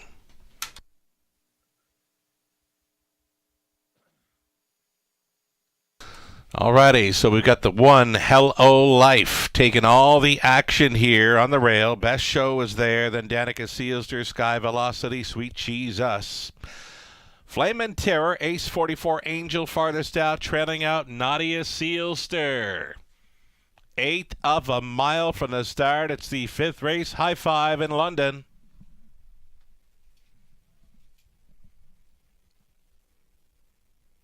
Fillies and mares on the pace. Pick up speed. Here they come. They're off. Flame and Terror with early speed. So too Sky Velocity. And down towards the inside, Hello Life is going to try to stack them up. She's going to do so as they go through the opening turn. Farthest out, Flame and Terror is trying to go around Hello Life. Hello Life closing up as that 1-2 favorite, going on a tight line here for Borth. It's going to be Flame and Terror taking control, and then rebooting from the pocket. Hello Life, the daughter of He's Watching, going to the top, 29-2, and she's headstrong. Borth will have to settle her down here into turn number 2. Hello Life. Flame and Terror second, traveling in third. Sky Velocity considering the outside move from fourth. Best Show getting underway. That's cover for Nadia Sealster, and to set it up maybe fourth over now. Danica Sealster, they're all making a move to the outside. Most of them anyway. It's 5 out with 3 in and a lap to go, and they're chasing the favorite. Hello Life, she was at the half at a minute, 4/5. That was 31-2 through the second quarter. Hello Life. Here comes Sky Velocity up and at her on the outside. Flame and Terror continuing third, fourth and wide for Best Show. Nadia Sealster. And then it's a buried 6th for Sweet Jesus.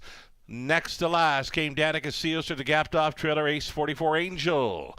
Up and by 3/4. Still going forward, Hello Life. She's being chased up at the 3/4 and 131 flat. Still coming. Sky Velocity. They're beginning to bunch up. Here's Rankin in play at 30-1. He's trying to swoop up on the outside, though his mare got steppy. 1/8 of a mile left to go. Upset in the making. Possibly. Sky Velocity trying to go around a stubborn Hello Life, and now trying to split them. Best Show trying to punch on through. Hello Life hangs on to victory. Best Show may have been second over Sky Velocity. Towards the inside was Flame and Terror. Danica Sealster appears to be in the high five, 203.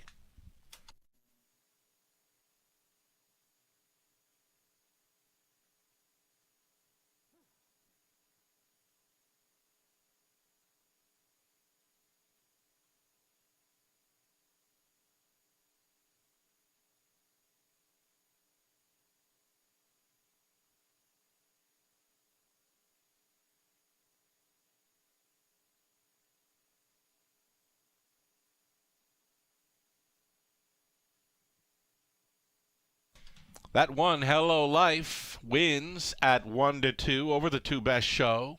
Then came 4, Sky Velocity, the 6, Flame and Terror, and number 3, Danica Sealster finishes 5th.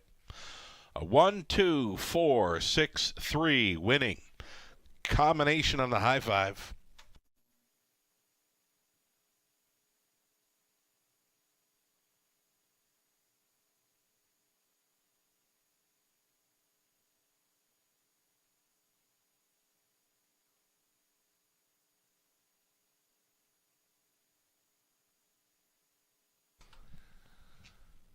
Hello Life, the filly, she must have been tugging hard on Todd Aborth. He's looking for some circulation in those hands, it appears, as he comes on back to the winner's circle.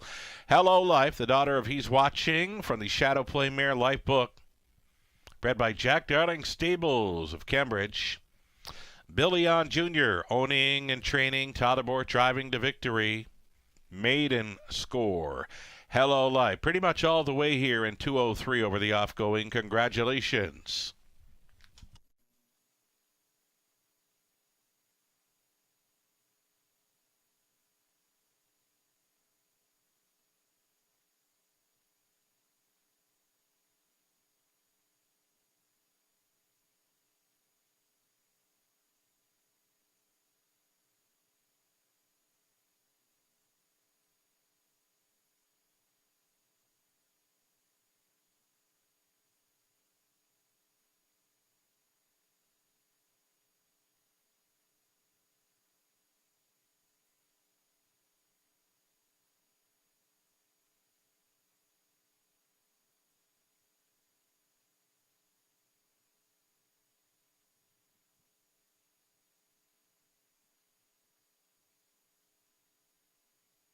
Race 5, the high five, now official. Hello Life, a winner. Best show, second. Danica Sealster, 5th. Sky Velocity, 3rd. Sweet Cheese Us was 7th. Flame and Terror, 4th. Ace 44, Angel, 8. Nadia Sealster, 6. 29-2. Minute 4/5, 131. A mod of 2-3 over the offgoing Hello Life. Breaks are made in top down, a 1-2-5, 3-7, 4-8-6. Todd Aborth in for 2. Hello Life, returning $3. Exactor 5 even. Dollar try, $9.55. The high five, 20 center, $53.29. The early make it one of the doubles. Here, the race 4 daily double. Pair of ones for $6.20. And then there was the multi-leg wager payoffs. Pick 3, $1.55. Dollar pick 4, $21.20. And a pick 5, 20 center, $10.72. Chalky front half. Here in London, it's the back half. Things could get interesting here. The back half of the card, starting up race 6, Exactor Try, Superfecta. Another popular pick 5 play here in race number 6. 6 minutes to post time.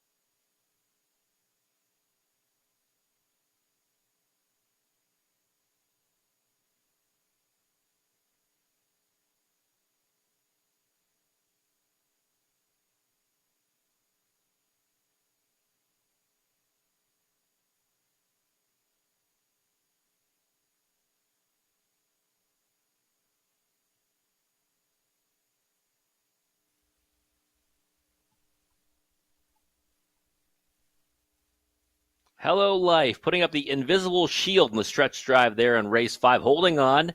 A couple of challengers came throughout the race and late. Still got the job done as the heavy favorite. Pick 5, paid about $50 for a buck.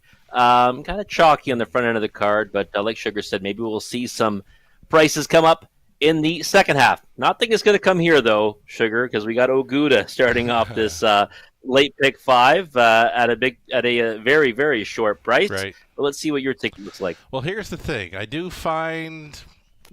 am finding a couple of singles on my end, but you know what? There's a couple of races where nothing at all jumps off the page. Those are races 7 and 10. So the opening leg, we will single the 4. Oh, good, I've got her pegged as a best bet selection. Not so much a best price selection. Oh, good is going to be a heavy favorite. She has been kind of a dominating sort here in London. She will face apparently tougher, but she still kind of jumps off the page in here. So Oguda for Team Horner.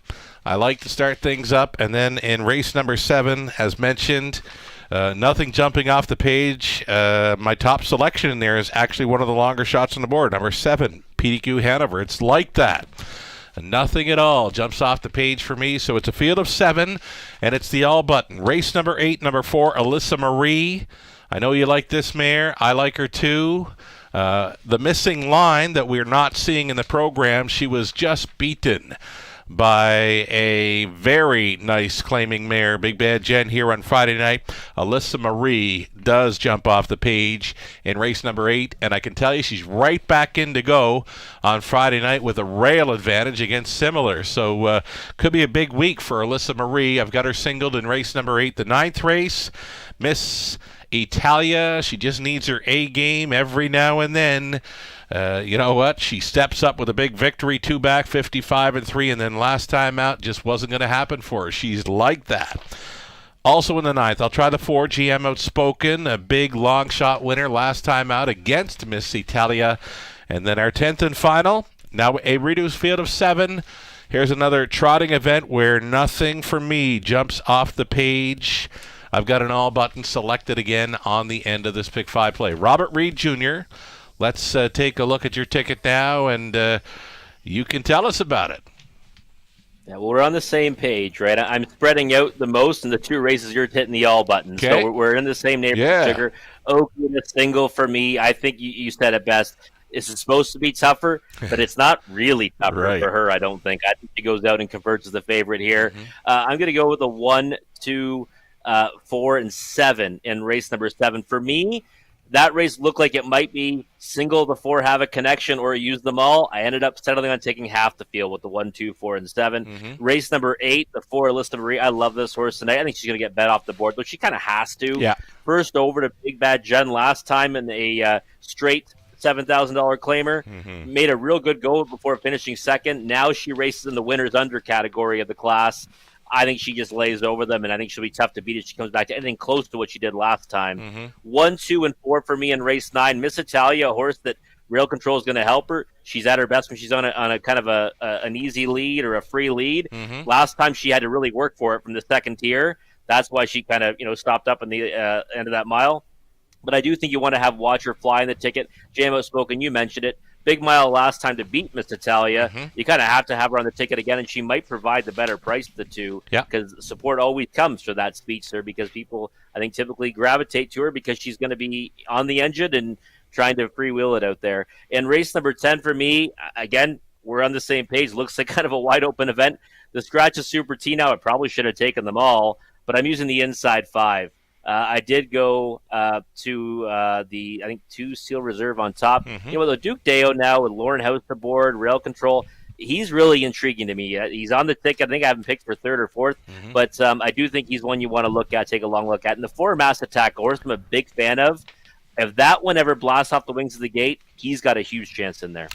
Alrighty, Robert Reed Jr. setting up this late pick 5 in London. You're going to like this tidbit of info. I'm going to pass it along to you right now. Up and into race number 8, where I know you love Alyssa Marie. You might love Woodmere Stella to complete the exactor in there. I just watched the warm-up with trainer Kyle Bossense on. Had a hard time pulling her up. She looked very sharp on her warm-up. Kelly and Bossense, they've been in the winner's circle multiple times this week. And you know what? And the name of her game, she's at her best Yeah. when she's going to the front. So it sounds like, if she's feeling good about herself tonight, that might be the game plan. Colin Kelly aboard. I mean, that's the place maybe you want to go shopping in that exact day. Alyssa Marie's still tough to beat, though. Right on. Post parade for race number 6 coming up again in the opening leg of our late pick 5 in London.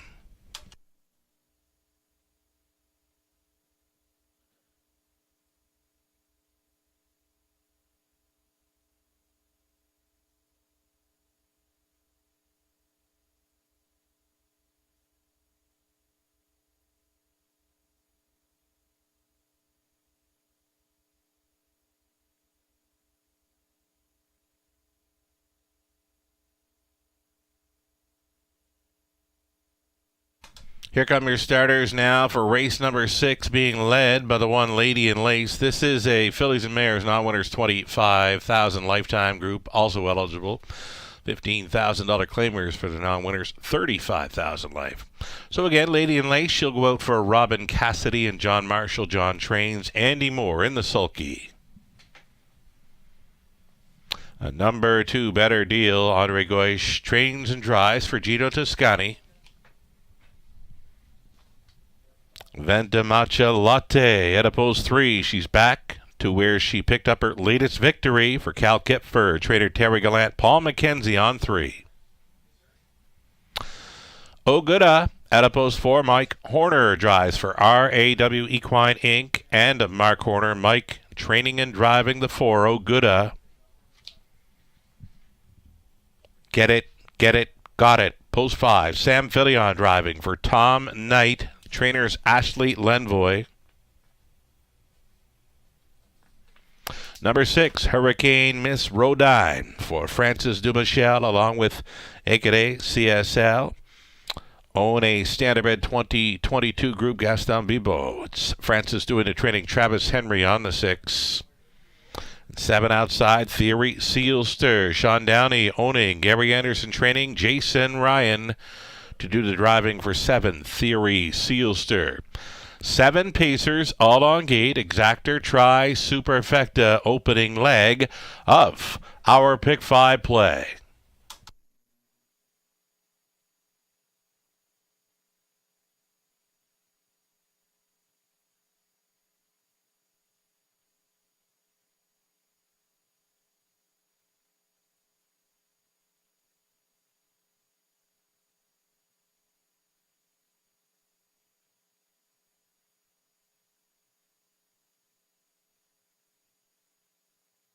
There's that 7 stepping out now. Again, it's Theory Sealster with Jason Ryan on board.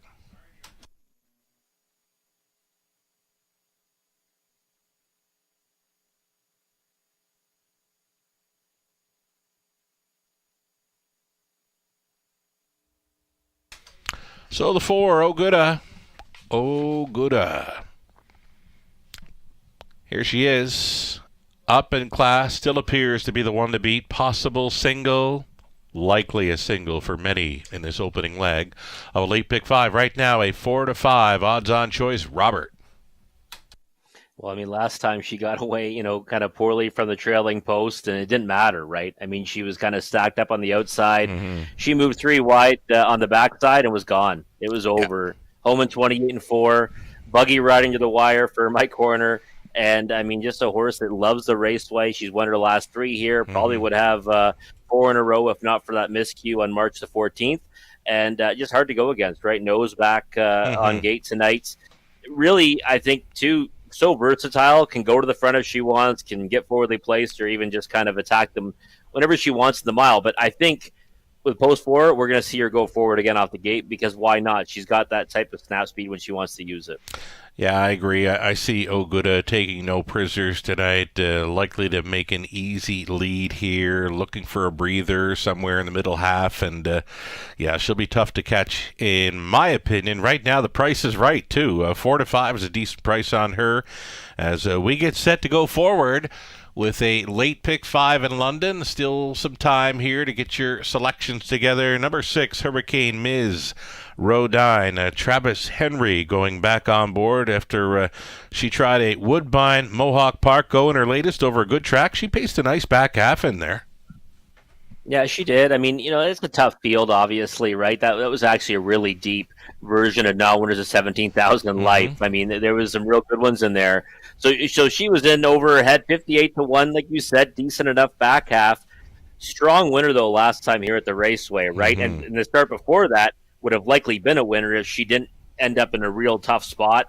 So I think that, she's the one you'd want to go to in the exact. And I mean, it's kind of playing out that way in the odds board right now, right? She's bet down to 3-1 from morning line at 6-1. And again, a horse that post 6 has enough tactical speed, though, that can get, somewhere forwardly placed off the gate if she wants. If not, I don't really see her having too much trouble getting into the race. So, again, that's the exact the way I see it, but that's not too exciting right now, Sugar. Those are the two favorites.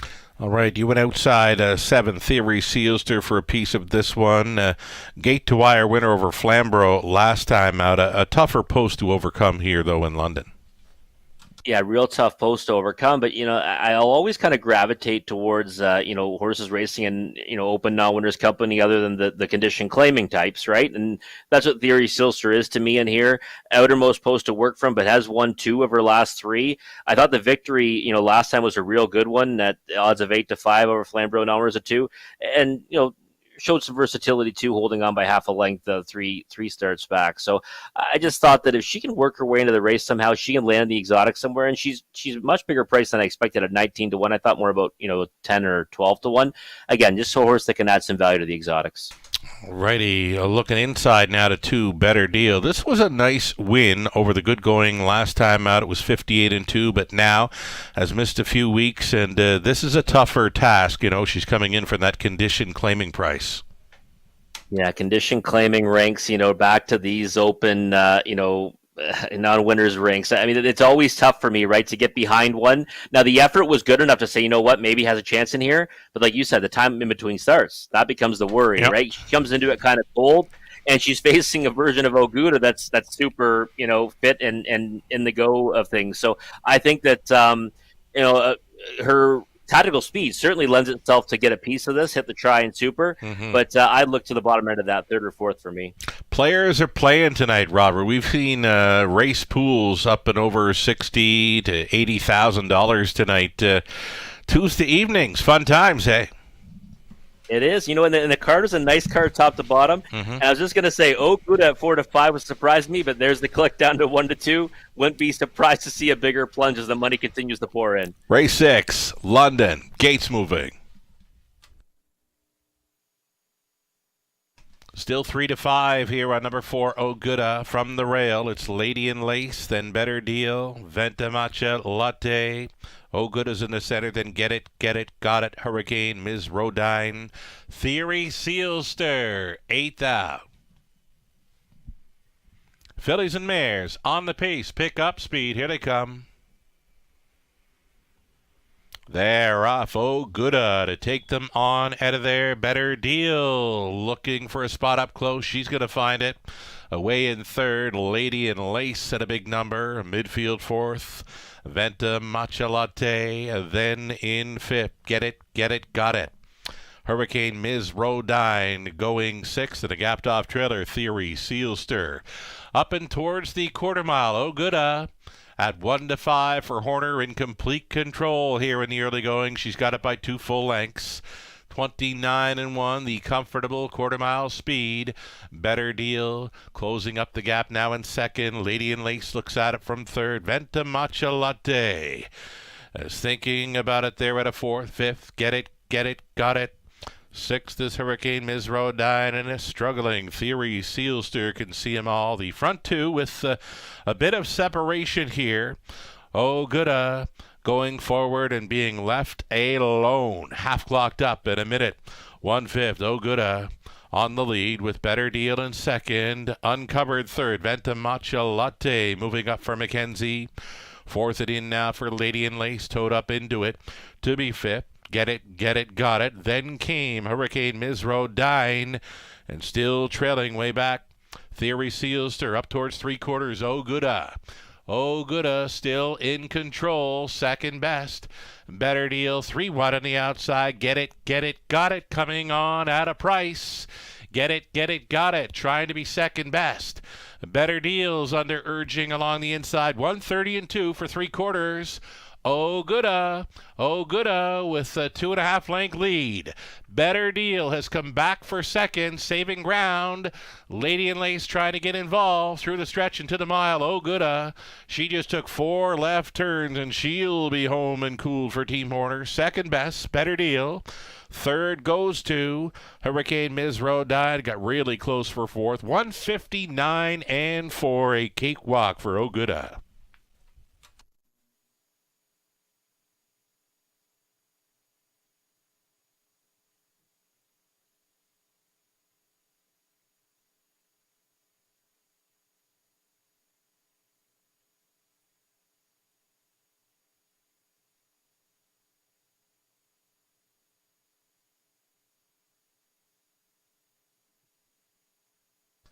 Four, 2, 6, 5. Your top 4 unofficial.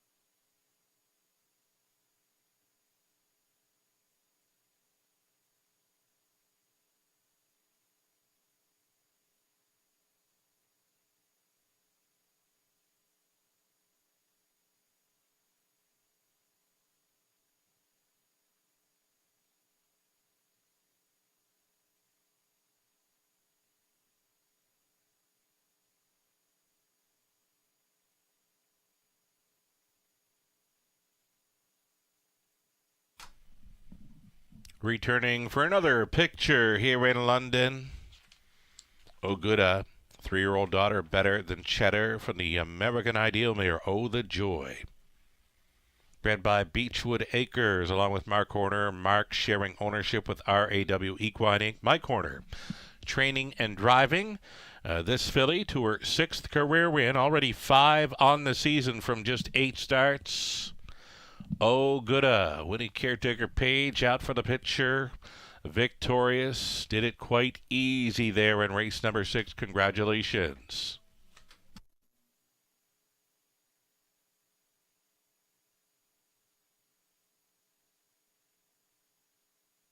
$240 to win. Exactor came back at $7.10. Dollar try, $13.35. The Super for $143.85. Lady and Lace was 5th.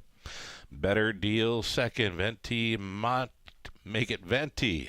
Matcha Latte 6. Oh, Gooda was a winner. Get it, got it 4th. Hurricane Ms. Rodine was 3rd. Theory Sealster 7. 29 and 1. A minute 1/5. 130 and 2. Mile of 159 and 4. Nice final quarter speed there by the big filly. Oh, Gooda over the off-going. Top down a 5.26. 1-4, 3 and 7.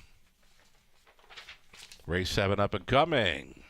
Lauren House to drive number 5. Rose Run Vigilant. 7 Pacers for an exactor try. Super. A late pick 4 starting up in only 7 minutes.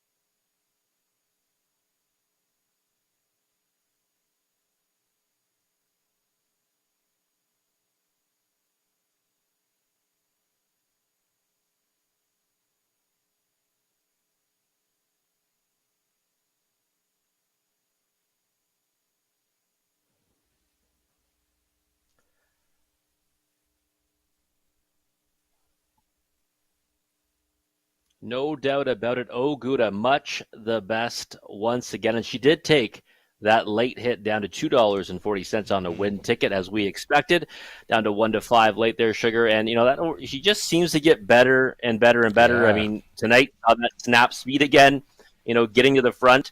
And like you said, 4 left turns and the race was over.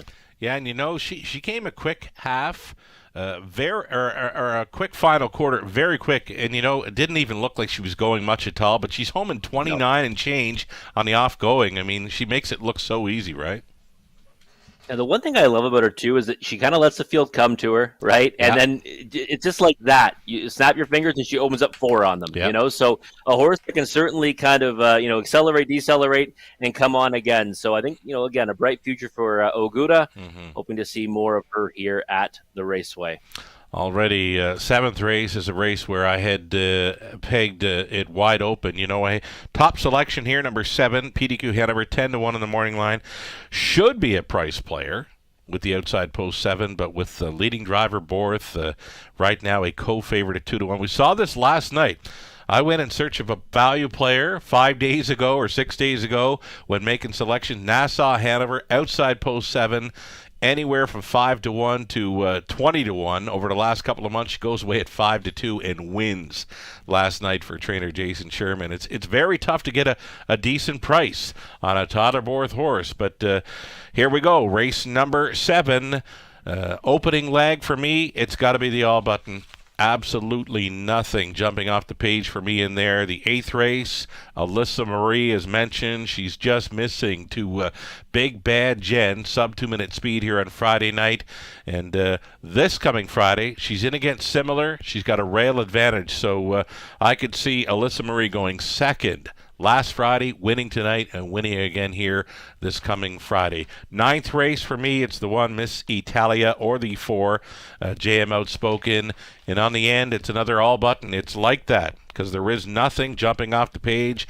I've had a few messages already. You don't like the class dropping number 2, Steel Reserve. Well, for me, Steel Reserve, not quite the same horse I've seen through the month of March here in his latest. Was finishing back against a bit tougher, but Steel Reserve for me, he'll have to prove it to me tonight in the finale. He's a morning line favorite in there, but for me, again, all button all day long for the Trotters in the 10th race final. Robert Reed Jr., let's talk about it. We're in agreement pretty much right throughout the sequence, because I did go 4 deep here using half the field. 1, 2, 4, and 7. For me, I do think the 4 have a connection is likely the one to beat, but I don't think she's immortal in here, and I do agree with you. I think that there's a chance for a price in here. I thought PDQ Hanover would be a nice number as well, but early support coming for that one. Might not see that in the multis as much, though. Race 8, I'm with you. Alyssa Marie, so good last time. I actually thought she was going by Big Bad Jen.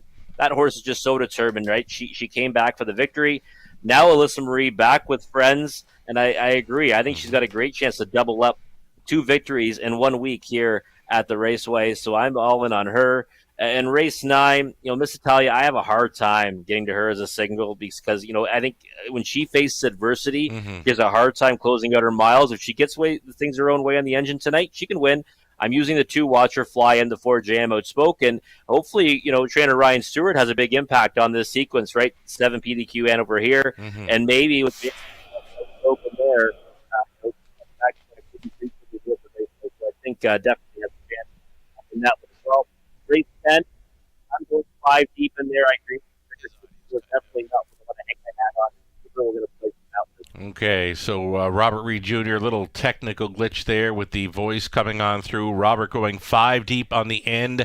We do see this late pick 4 in London shaping up similar. Both of us are fanning wide and deep in the opening and closing legs of this pick 4 in London. There's the live money in play for the pick 5.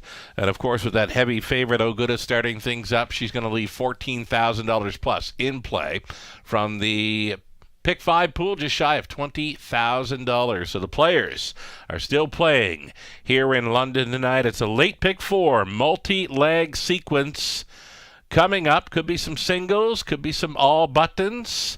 Best of luck playing along if you're coming up with your own selections or playing along with the tickets you've just witnessed on our broadcast. Good luck all.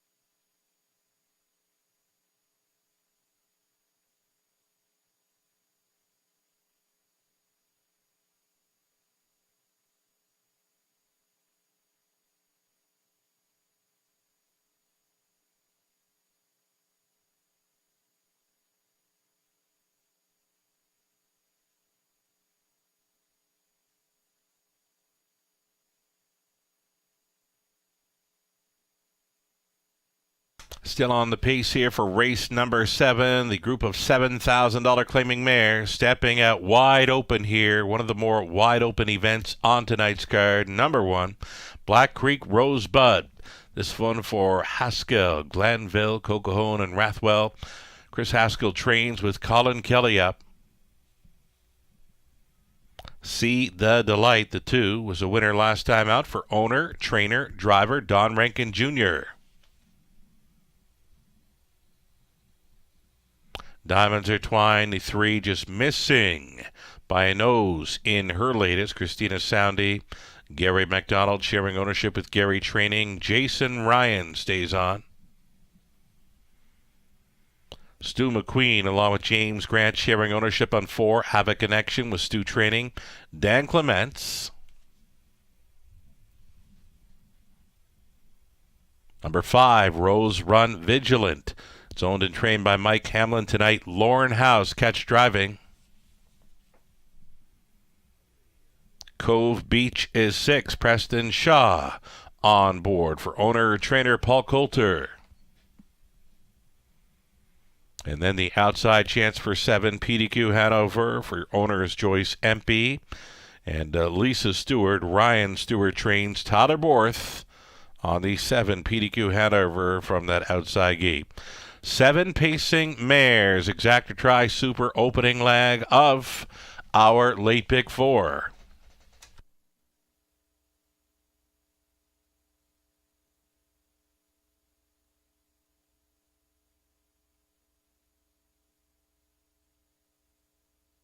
Getting a look at the 4. This is Have a Connection. Have a Connection right now is a lukewarm 2-1 favorite. Nothing up and over 9-1 in this one.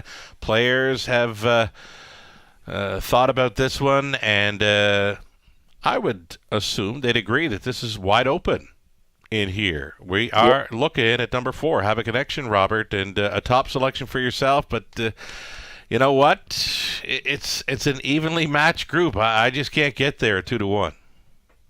It is. It's probably one of the most competitive fields on the entire card, right? Mm-hmm. And have a Connection for me has not been able to flash her speed. She's been against her stalemate, Big Bad Jen, right? So last time at Flamborough Downs, got away 7th off the gate from post 6.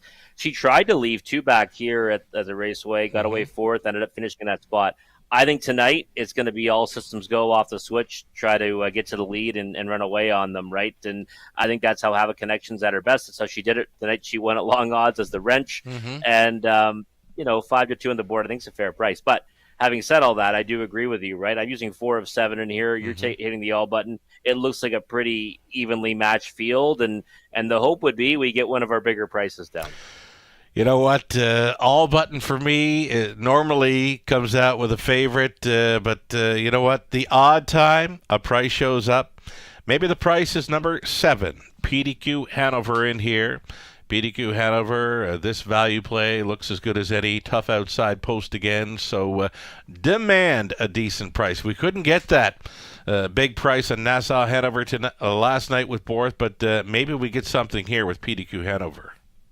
Yeah, I think you should get it, right? I mean, that early money was, a little bit hefty in my opinion, but I do like her chances in here because, Ryan Stewart won, a pair of races, 2 in his last 3 actually. So I think that, you want to play a barn that might be heating up. And this is a horse that certainly has proven she can be competitive against these types. And, finishing 3rd to Big Bad Jen 2 back and Ray Review. Neither one of those horses are in here tonight. And, of course, 2nd and Ray Review 3 back. So I just think that PDQ Hanover, like you said, value player right now, getting up to a more palatable price of 6-1, but would even like to see more than that, I think. Inside of 2 minutes now, and a longest shot on the morning line. Number 5, Rose Run Vigilant. Strong player 2 back when finishing 2nd. Interfere with last time tonight. Lauren House hops on board. Your thoughts? You know what? I think that this is one you've got to use, right? And that's what I actually said when I broke down the late pick 5. I said this is one you might want to have in your ticket as well, because at the end of the day, that start 2 back was very impressive. Very. Right? First over a long way, got beat half a length. I mean, that was off time. First start in the Hamlin barn. Last time, no chance. Rose Run Vigilant has always been a horse that needs to be kind of, put into play to have any kind of a shot. Mm-hmm. And last time didn't get that. So Lauren House, known to like to send them forward off the switch. Mm-hmm. I think that if that's the direction she goes tonight, she's got a big chance in here. 5-1. I think she's a much bigger number in the pick 5 anyways. 100%. And in with a chance for sure. Right on. Another price player in here, the 2 seed, the Delight, gate to wire winner at 16-1. She was kind of showing it though last time. Yeah, so that's what I was going to ask you. Any score down tonight? No, or I'm not seeing that tonight. But wow, going to the gate last time out, I had to mention it. She was on my radar big time. Well, and again, only moving out one spot at the gate, right? Same, type of group, but like you said, showing it last time, not so much this time around, and 16-1 that time, 9-2. Mm-hmm. A lot of things going in the wrong direction for her, but I think she's still one that's got that tactical speed where she can get away, sit a trip, and get a piece of it. We've got 7 mares lining up. I believe they're all players. The gate looks to be getting into position here. Final thoughts, Robert? For me, honestly, Have a Connection at 3-1, starting to look like a value player to me. Yeah. I thought she'd be much lower than that. We'll see what she goes off at come post time. Here we go. 7th race. First leg of a late pick 4 in London. Lining up, Black Creek, Rosebud, See the Delight, Diamonds Are Twined, then Have a Connection, Rose Run Vigilant, Cole Beach. Farthest out on the wings, PDQ Hanover. 7 Noses, all on gate into the stretch. Picking up speed, here they come. Off and pacing, Diamonds Are Twined, leaving first. See the Delight towards the inside, away in second. Black Creek Rosebud looks at it from third. 4th best away for Have a Connection. Then in 5th, Rose Run Vigilant. Next to last came Cole Beach, the earliest trailer. PDQ Hanover. Single file here in the early going, though right lining from third. Black Creek Rosebud will try to be in play tonight. Goes up against Diamonds Are Twined here at the quarter mile in 29-3. It's Black Creek Rosebud trying to go forward, though Diamonds Are Twined says, I don't think so. Diamonds Are Twined, giving the cold horse shoulder to Black Creek Rosebud. Right up there with them now, back on for the deuce. That is See the Delight. On for third came Have a Connection as Black Creek Rosebud. She thought better of it, went right back to the pylons. Out and rolling travels Rose Run Vigilant, appeared to be waiting on cover. That cover didn't show up, so she went on in here. 1:02 was the halftime for Diamonds Are Twined. She's got See the Delight in second, out there traveling third. Rose Run Vigilant, that's a toe up for Cove Beach. And now buried, Have a Connection, trying to catch up to the cover. PDQ Hanover, and now trailing Black Creek Rosebud up and towards 3/4.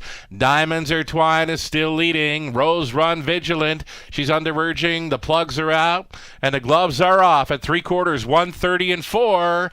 Diamonds Are Twined on top by a length and Orion. Second best, Rose Run Vigilant. See the Delight has been tripping out in third. 4th and wide for Cole Beach, a nightmarish trip. No room for Have a Connection there in 5th. Into the stretch they travel. Diamonds Are Twined with Rose Run Vigilant. See the Delight hopelessly blocked. And on the wide side, Cole Beach. Diamonds Are Twined. Diamonds Are Twined for the win. See the Delight was second, then Rose Run Vigilant and Cole Beach 202.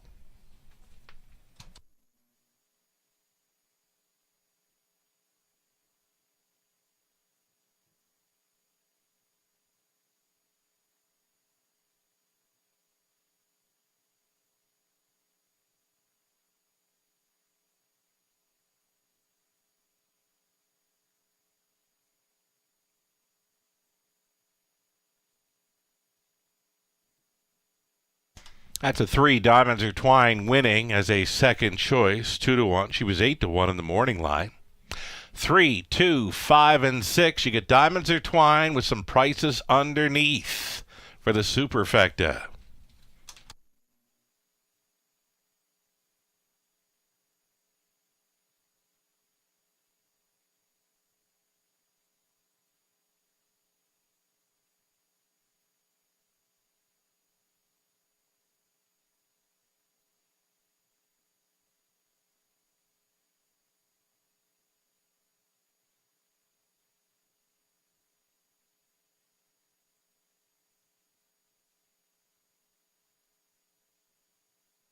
Second driving win on the night here for Jason Ryan after scoring with Cameron Hanover back in race number 4. Here he is with Diamonds Are Twine. 5-year-old daughter of Better Than Cheddar from the Arts Place mare, Mercules. For owners, Christina Soundy along with Gary MacDonald. Gary training, again Jason Ryan driving for the double. The mare wires them up in 2:02 here to open up a late Big Four in London. Congratulations.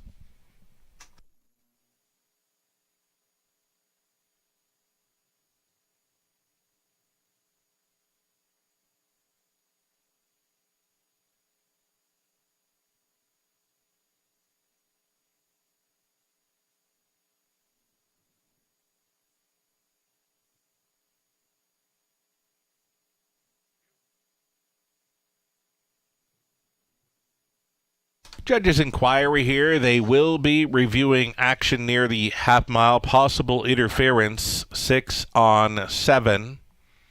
Again, a judges' inquiry here. Race 7. They're going to look at the action by 6, Cove Beach versus 7 around the half mile marker, holding all tickets till the result becomes official.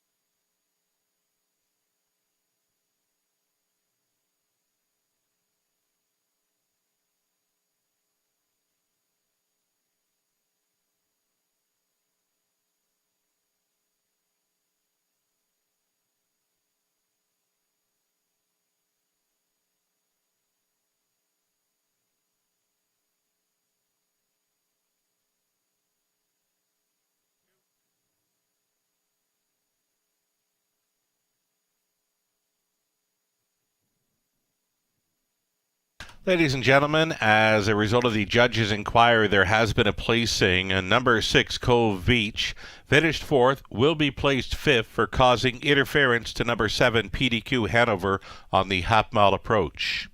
Again, the new call reading of 4, 2, 5, 7. Make it 3, 3257. 3257, the new call for race number 7.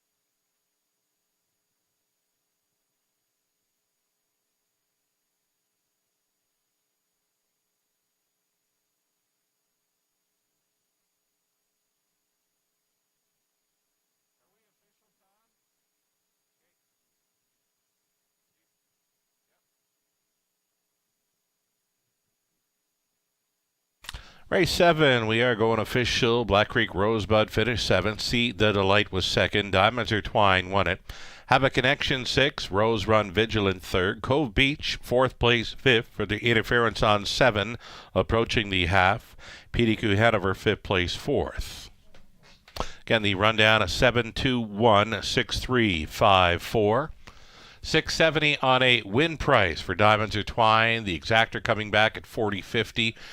Dollar Try, $97.40. The Super for $1, $452.85. That 20 center worth $90.57. 8th race up next.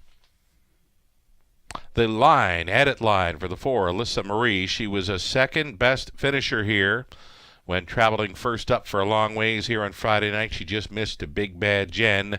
Race timing in 59-3. Again, she was second best here on Friday night, the 4, Alyssa Marie. Exactor Try Super, your final pick 3 opportunity tonight. Race 8 is next.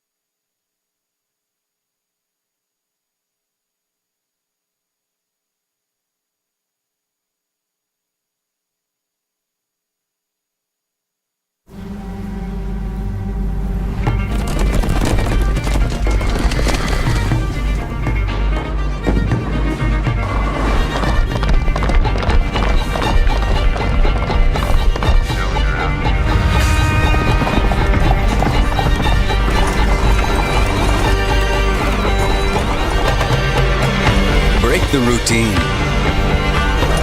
Start today at OntarioRacing.com.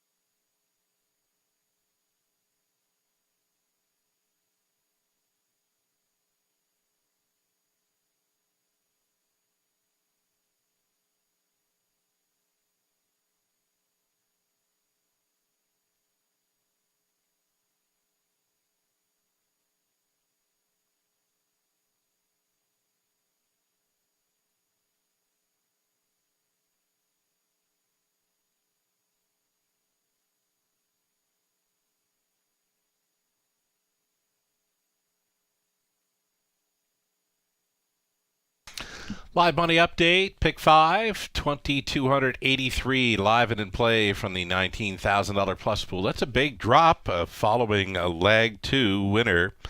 Diamonds are twined. As far as the pick 4 goes, late pick 4 in London, $14,000 plus pool, and it's $2,970 live. After a 2-1, second choice in Diamonds are twined gets it done. Best of luck if you're going forward on the multi-legs here in London. A little over 3 minutes to post time on our 8th race. Final pick 3 opportunity on tonight's card. Opening up at 3 to 5, no doubt. Number 4, Alyssa Marie. Players remember her strong second best effort here on Friday night. That is the missing line.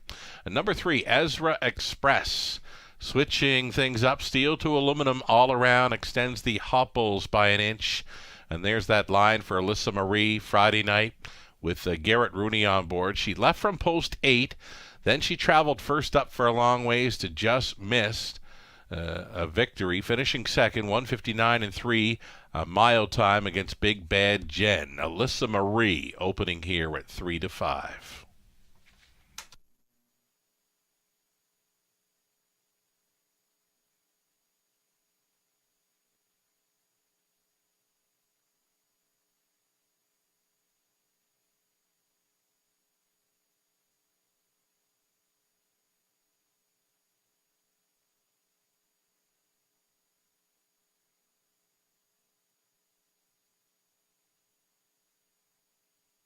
Live racing continuing tomorrow evening, Wednesday. It's a 5:50 start time again. Your free program available on our website, westernfairdistrict.com/raceway. Then we get back into it on Friday evening, another 5:50 start time with the Annex. Opening up on Friday evenings through the month of May. There'll be live entertainment on the patio. Also, food and drink as well as wagering down around the Annex on Friday evenings. Through the month of May, our lead up to the signature event, Camelot Classic Night on May 26th. Also, this coming Saturday, Kentucky Derby Day. Always a large crowd on hand for that simulcast event. Kentucky Derby out of Churchill Downs. Doors will be open early, I believe.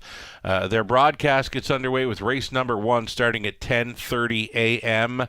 The Kentucky Derby race itself scheduled to go off at about 7 p.m. Eastern, and they've got 14 races carded for Kentucky Derby Day at Churchill Downs. Race number 12, the $3 million Run for the Roses Kentucky Derby. We've got it for you on our simulcast. We are opening up the Annex on Saturday. Those of you that will be attending our simulcast event for the Kentucky Derby, Annex will be open at 1 p.m. The Raceway Lounge open earlier that day, of course.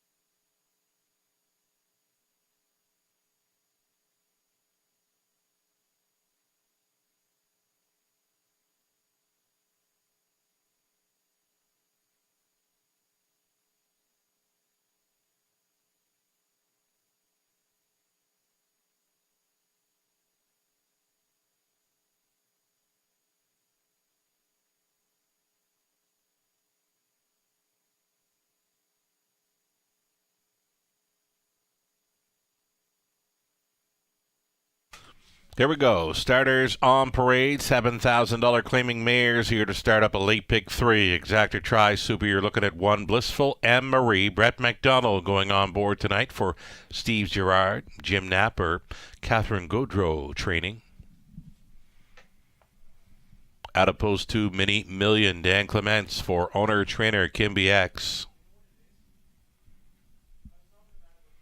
Ezra Express, the 3. Scott Ray Pottitz for Jack Racing Stable. Trainer is Jeremy Brewer. Alyssa Marie out of post 4. There she is on parade for Michelle Lebriviere. The trainer's Dwayne McFadden. Garrett Rooney stays on. She looks fine. Has a rail advantage again here on Friday night. Number 5, Woodmere Stella. Colin Kelly on board for All Star Farms, the trainer Kyle Bossens. Then 6, Northern Belle. Todd Aborth for Larry Curry, the trainer's Doug Curry.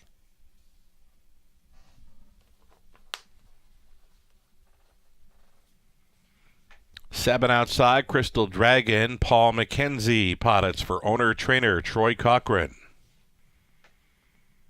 And then trailing out, number 8, Penny's Noir, Travis Henry for Valerie Phillips, along with John Kennedy. John does the training. There you have it. 8 pacing mares, the $7,000 tags in race 8. Exactor Tri Super, final pick 3.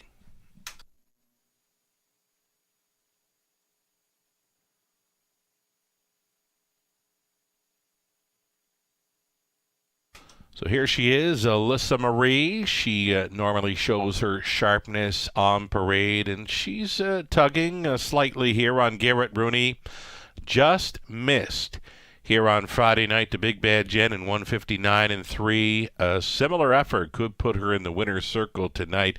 She went first up for a long ways in that one, and of course Big Bad Jen. She's one of the winningest horses this season in North America.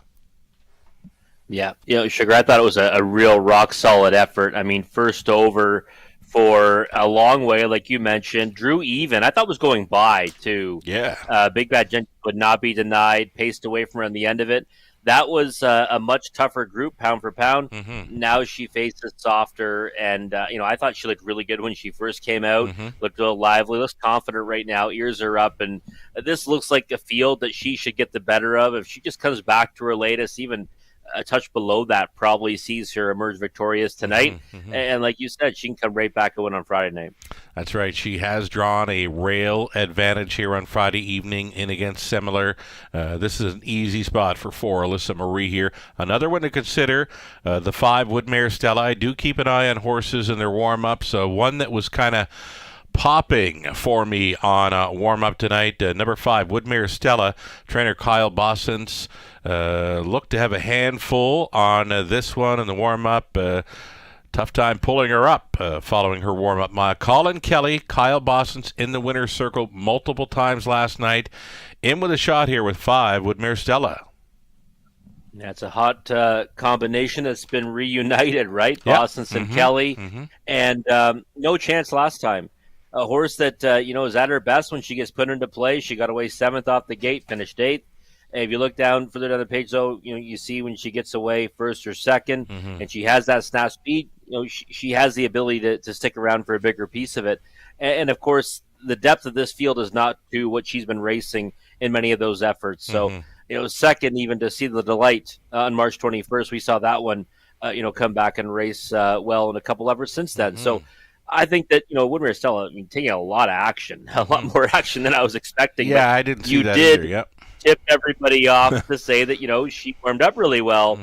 But wow, 5-2 is a lot shorter than I was expecting off her recent performances. I did catch her warm up, but right now in the parade, they're keeping her calm. But I was looking for a little more excitement here on parade. You're looking at the 5, Woodmere Stella, right now a 3-1 second choice. Another one you have considered in your top 3, number 6, Northern Belle. She's a speed threat, Todderworth. She is, yeah. Tyler and Speed obviously always gets along well, and this one's been forwardly placed, right? In her last 4 since Tyler's jumped aboard, no worse than 4th in those efforts, and I think, will likely be looking to try to get forwardly placed again. Alyssa Marie's not one that tries to, bust out of there very often, right? So I think that, you might see the 5 and 6 both try to loop around the field, nearly going. And Northern Belle can certainly stick around for a piece of it. 9-2 is probably about the right price. Longest shot on the board. You have pegged for a spot in the Superfecta, Penny's Noir, her second start of the season. Yeah, just a reason for her to step forward, right? Second start back, and has that effort under her belt, back in a regular rotation now.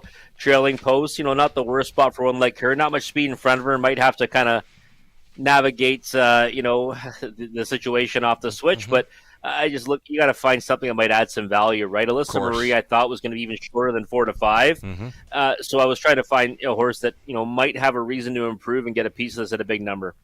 Here we go then. The Pacers getting set to go in behind the gate. Favorite status for the 4, Alyssa Marie at 3-5, possibly sitting on a win. She's the first one on the wings here, if it makes a difference to you. In behind her, Blissful Anne-Marie, then Mini Million, Ezra Express, Alyssa Marie, Woodmere Stella, Northern Belle, then Crystal Dragon. Penny's Noir is in the back tier spot. Claiming Mare, $7,000 tags, top of the stretch. Picking up speed, here they come. And away they go. Northern Belle tries for it. Woodmere Stella's there. Alyssa Marie into the mix. They're stacked up 3 high. Bending through the opening turn. Alyssa Marie to lead. Dropping into a big 2-hole. Woodmere Stella then away in 3rd. And Northern Belle traveling from 4th. Ezra Express, 5th best away for Blissful Anne-Marie. Then came Penny's Noir. Next to last was Mini Million. And trailing the field, Crystal Dragon.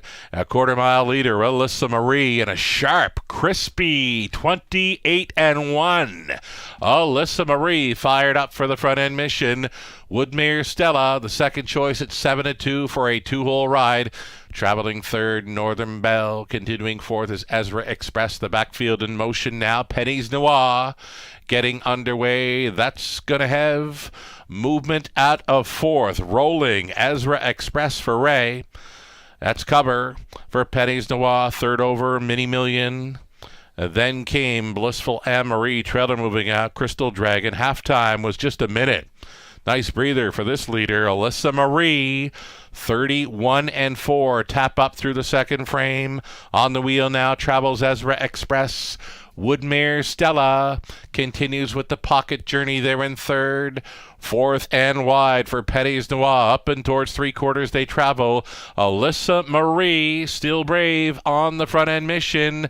Woodmere Stella has come back for second out there in third. Ezra Express. Wide side fourth for Petty's Noir, saving ground. Northern Belle, 129 and 4 for three-quarters. Alyssa Marie, still the one. Second best, Woodmere Stella. Fading in third, Ezra Express into the stretch. This one's over. Alyssa Marie, she's gonna romp and stomp on them here. Alyssa Marie as good as advertised. Second best, Woodmere Stella, then Ezra Express. Close for fourth, Blissful Anne Marie against Mini Million. 2 minutes, 3/5, Alyssa Marie.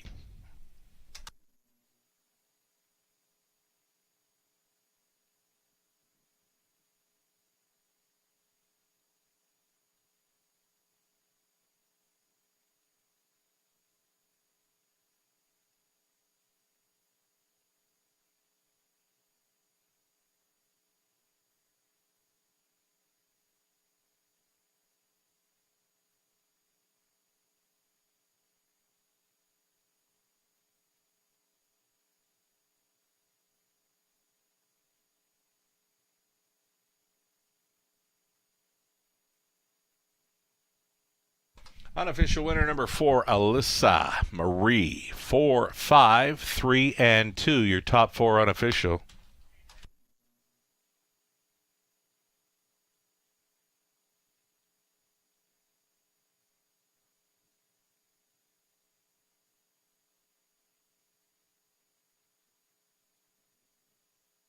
Here's the 4, Alyssa Marie coming back. She looks like she could probably go around again. She looks that good. Alyssa Marie, the 11-year-old daughter of Ponder, from the Arts Place Mare Casual Living for owner Michelle Riviere.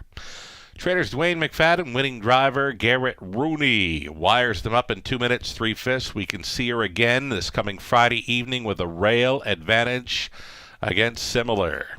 Congratulations to the connections. Alyssa Marie winning at 1-5.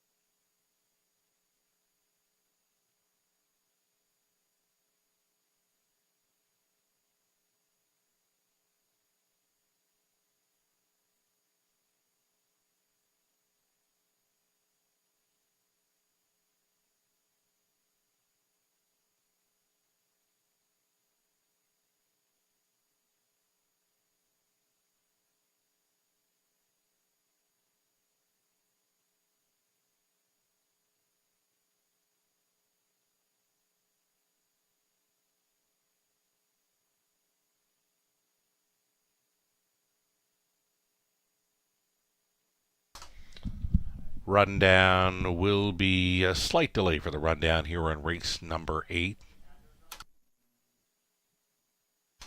Top 4 have been made official. Alyssa Marie, 260, Exactor, 670, Dollar Try, 24.15, the Super for a buck, 82.95. And again, the official rundown will be delayed. The top 4 have been made official.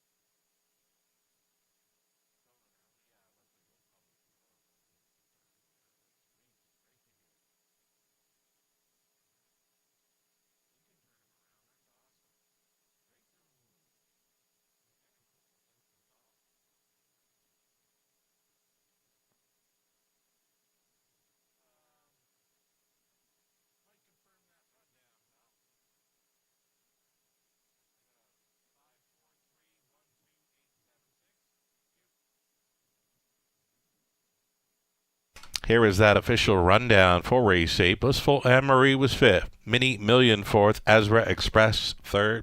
Alyssa Marie was a winner. Woodmare Stella 2nd. Northern Belle 8th.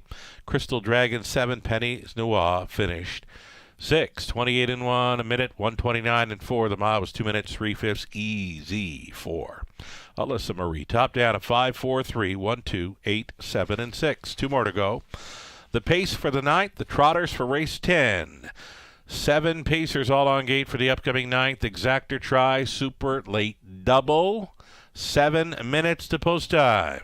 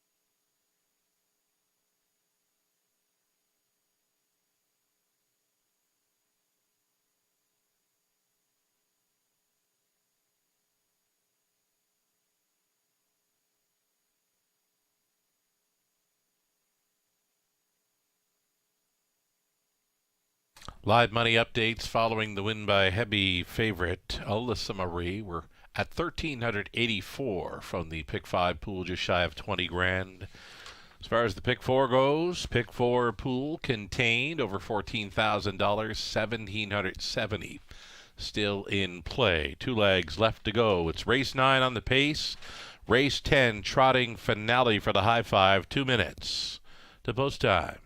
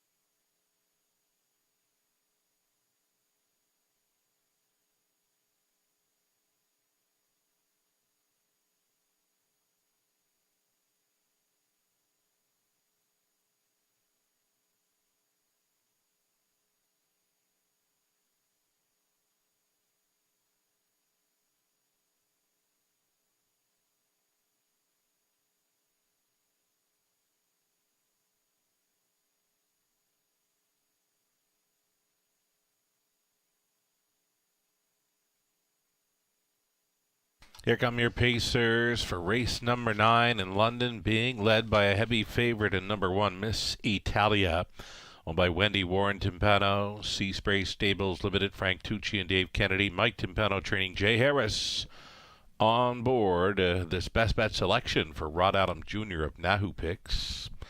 Number 2, Watch Her Fly, Colin Kelly for Nurko Sogolovic along with Craig Bars. Craig trains. Lori Keeling owning. Jason Libby training 3, Sweetest Hustle, Dan Clements. Then the 4, JM Outspoken, Brett McDonald for Lisa Stewart. The trainers Ryan Stewart. Linda Richardson along with Lindsay Sinclair. They're on the ownership line for 5, Cheddar's Delight. Bud Sinclair training Garrett Rooney. Royal Blush the 6, Travis Henry for Hot Racing Stable. Trainer Blake McIntosh. And the outside chance for 7, Credit Kawhi, Lisa DeRoche owning. It's Patrick Bissett training. Again, Tyler Borth on 7, Credit Kawhi. All 7 horses on gate here. The Exactor Tri Super Late Double starts up, goes on to a trotting event in race number 10.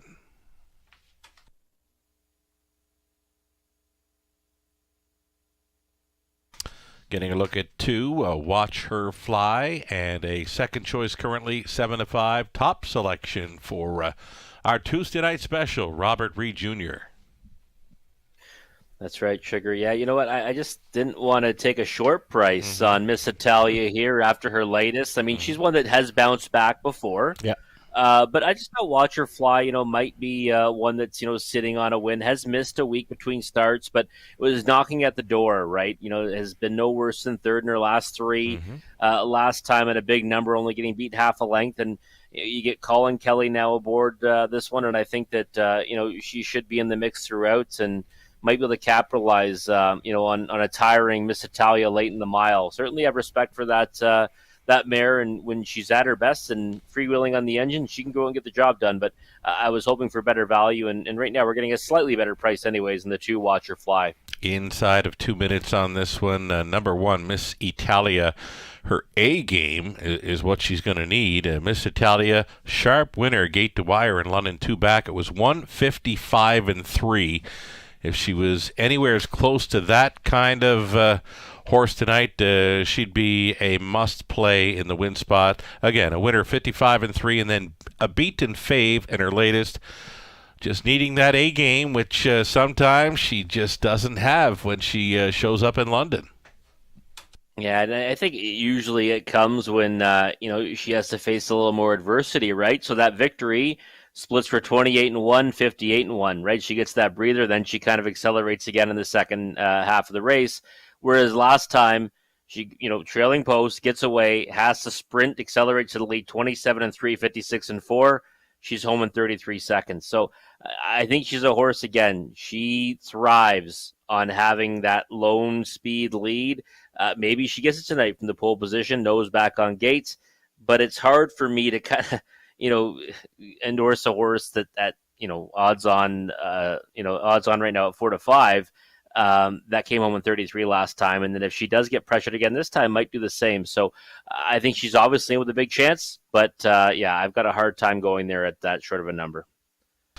Already another one to consider here. The big number on JM Outspoken, a winner at 56-1 in her latest. That was a pretty impressive effort, too, from this one, right? Was first over. Now, granted, did have the benefit of one, kind of stopping on the engine, but certainly was a big reversal in form, right, for JM Outspoken anyways, from one start to the next. And a horse that's, 56-1 on that occasion, you're obviously taking a much shorter price this time around at 7-1. But I think is certainly capable of winning this race. So I used her in the pick 5 and the pick 4. Obviously, she'd be a great result because she's a better number than the 2 favorites right now, who are sit at even money in 7 to 5. Right on. We are getting close here as the starting gate does move into position. Even money for the 1, Miss Italia.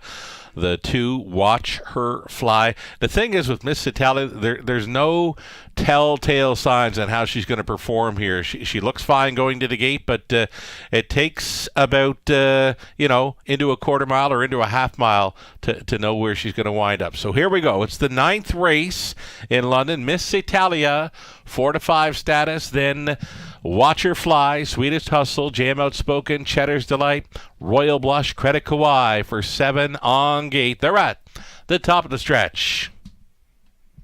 Pacing, fillies and mares. Pick up speed. Here they come. They're off. JM Outspoken, Miss Italia, wide side for Royal Blush. And along the inside, Watch Her Fly, protecting her inside lane. Miss Italia drove on here and already puts 3 full lengths on Watch Her Fly, racing from second, ducking and tucking. In for third, that is JM Outspoken. Then away in fourth, 50-1 Bomber. Royal Blush traveling in fifth. We've got Sweetest Hustle. Then it's back to Cheddar's Delight, trailing the field. Credit Kawhi, single file through this quarter mile. It was 29 seconds flat, noticeably.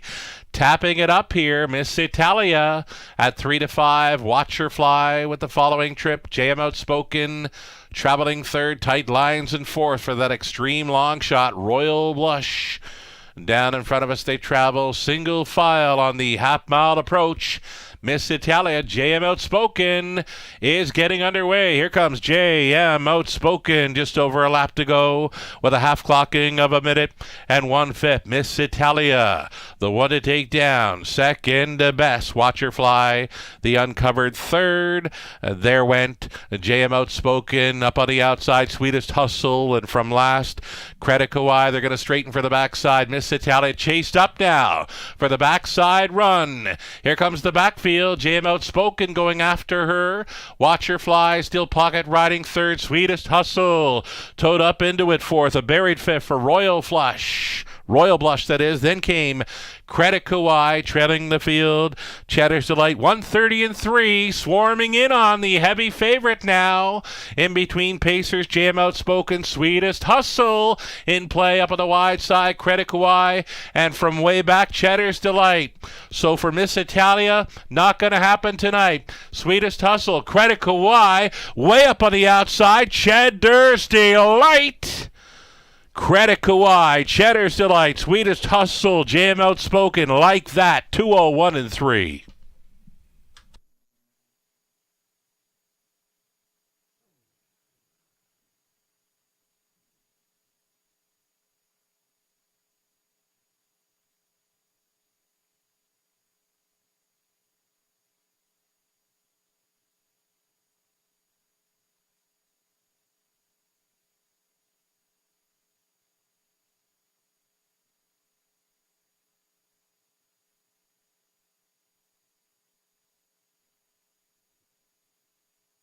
Number 7, Credit Kawhi, Tyler Borth, 11-1 upsetter, 7, 5, 3, and 4. Nice prices all around there for the top 4.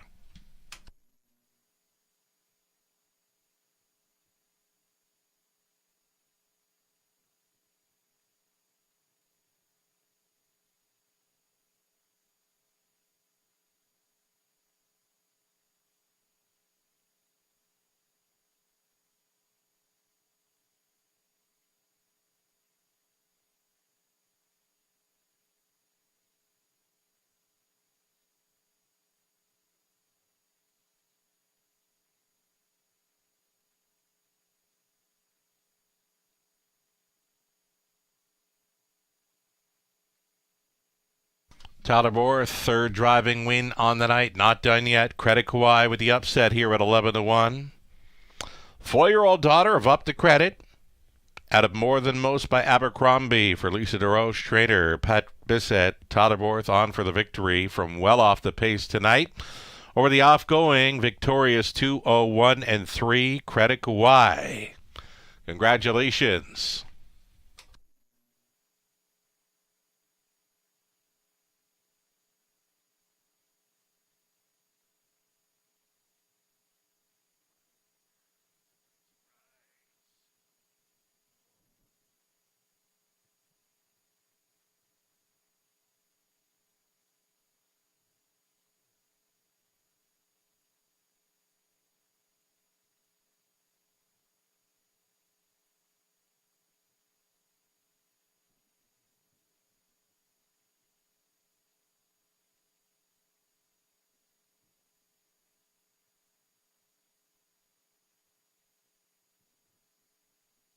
Going official here. Miss Italia was 7th. Watcher Fly 6th. Sweetest Hustle 3rd.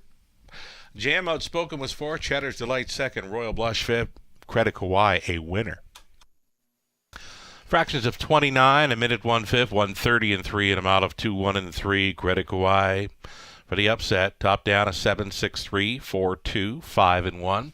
25-20 to win. Exactor comes back at 365 even. That dollar try worth 568.20. The dollar super 2,852 even. That 20 center it's worth 570.40.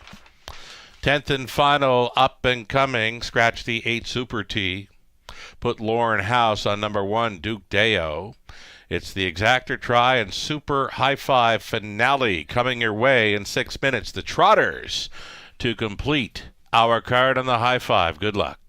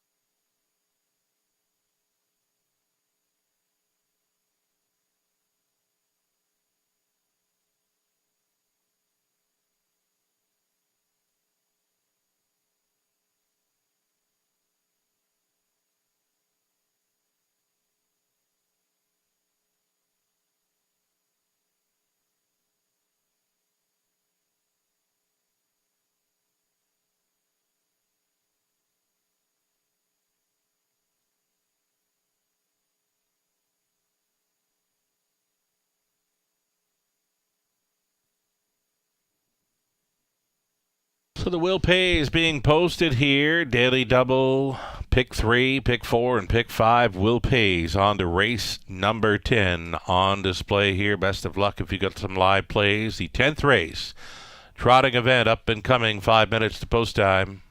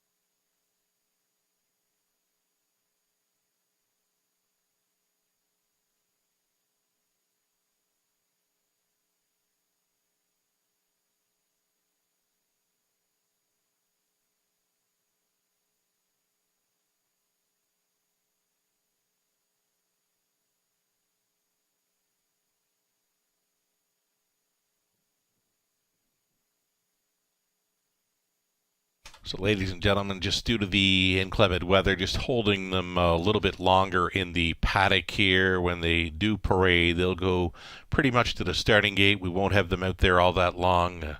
Weather's not the best out there right now in London. Again, holding them in the paddock just a little bit longer. Keep that in mind when wagering. Don't be shut out here on our High Five finale. Opening up as the favorite, number 2, Steel Reserve here at 1-2. There's action as well for the 4, 5, and 7. 10th race up and coming. Number 6, Relevant, will likely fly under the radar in this one. So far, that's the way. Longest shot on the board right now for 6, Relevant at 22-1. But he did finish up strong last week. Beware of number 6, Relevant here. Travis Henry on board for owner-trainer Gary MacDonald.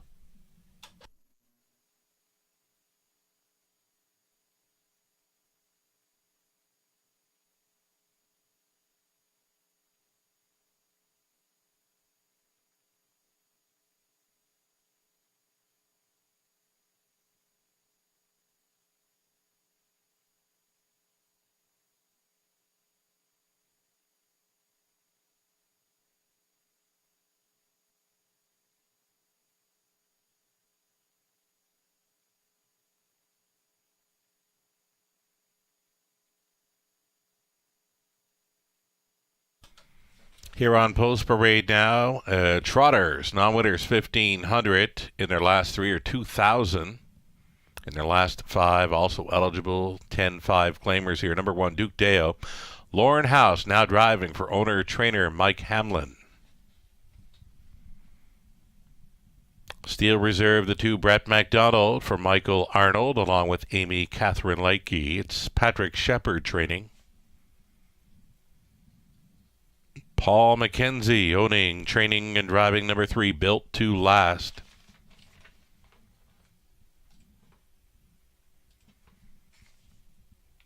Mass Attack is 4. This one for owner-trainer Peter Clements. Curtis Clements is in the sulky.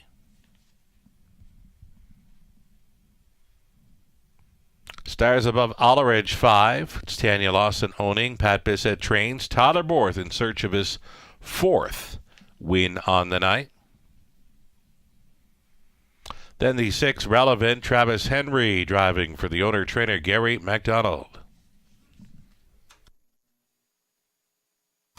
And a 7 outside, Missy's Magic Man. It's Ron Corbett, the owner. Jason Ryan training and driving. Jason looking for his driving triple on the end of this one. The 8 was a scratch.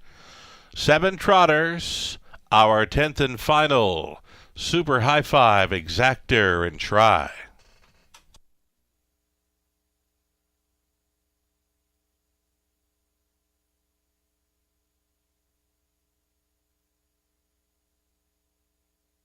Getting a look here at number 2, Steel Reserve, a top selection for many here on the class drop.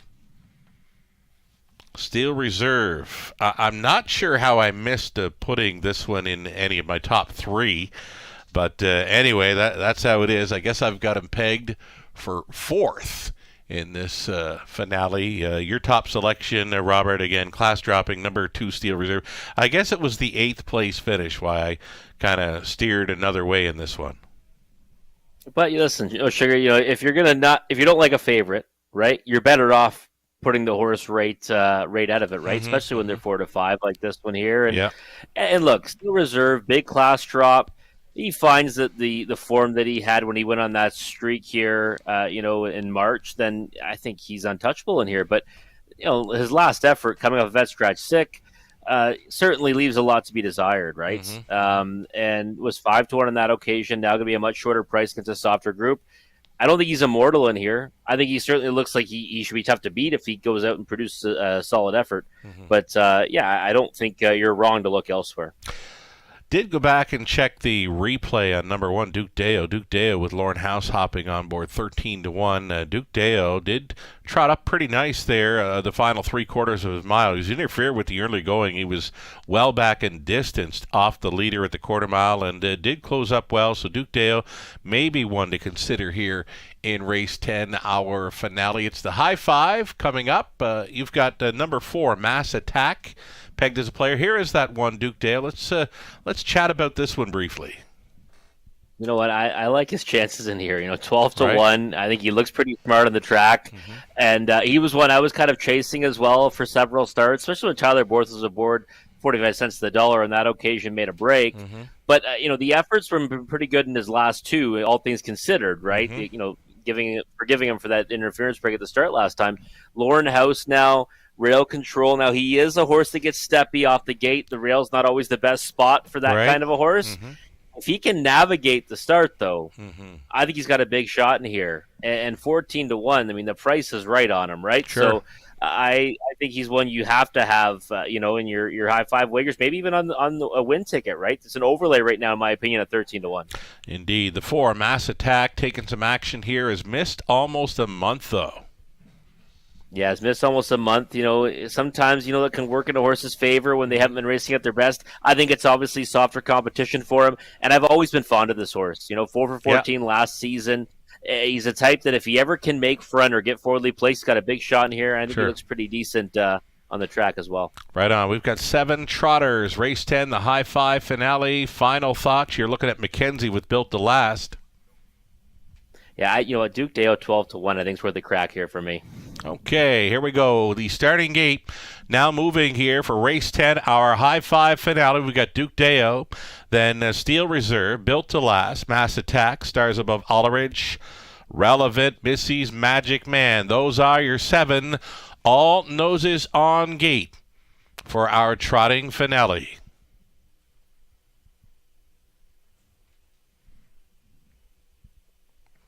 Eighth of a mile from the start.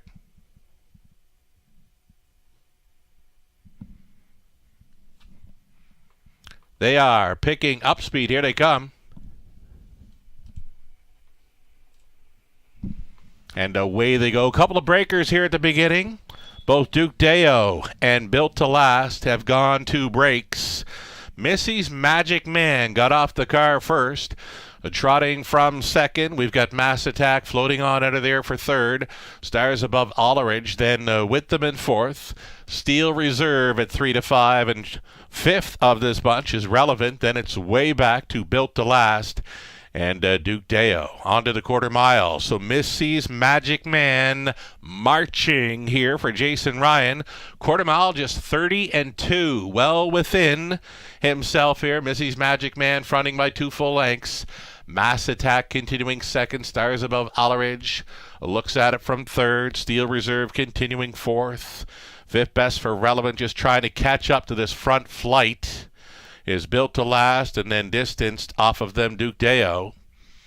Up and towards the half mile, Missy's Magic Man has been left alone in here. Second best continues to be Mass Attack underway, taking third, Steel Reserve. Fourth and in for Stars Above Alleridge, then Relevant. And back to Built to Last, half with just 1:01 and 4, getting away from them. Missy's Magic Man. Second best continues to be Mass Attack, and uncovered. Steel Reserve continues to go up there from third. Cover on the outside for Relevant. Then Stars Above Alleridge, Built to Last. Duke Deo up and by 3/4, getting them there. Missy's Magic Man, Steel Reserve, all out there in second. Third and in for Mass Attack. Relevant at a big price out there in fourth. 132-1. Missy's Magic Man and Steel Reserve. 1-2. Third on the outside for Relevant. Stars Above Alleridge trying to get involved through the stretch into the mile. This is Missy's Magic Man. Missy's Magic Man on top. Second best will be Steel Reserve. Finishing third, it's going to be tight. Stars Above Alleridge appeared to catch. Relevant finishing fifth was Mass Attack. 2:03-3.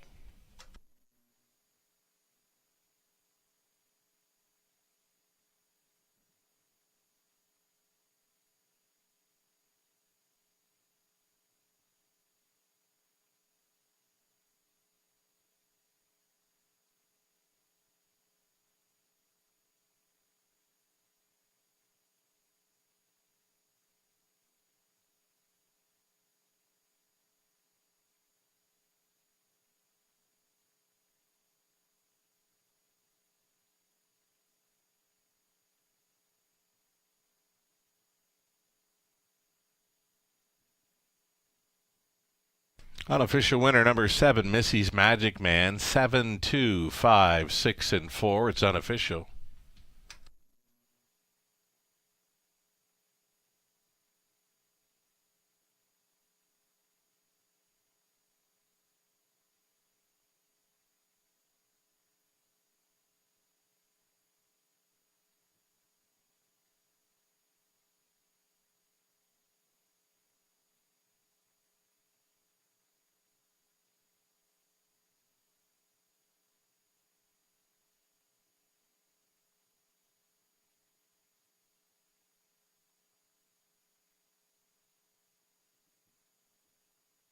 Jason Ryan, his third driving win on the night, comes on board the 7 Missy's Magic Man, a 7-year-old son of Kadabra from the CR Renegade mare, CH Meadow Miss.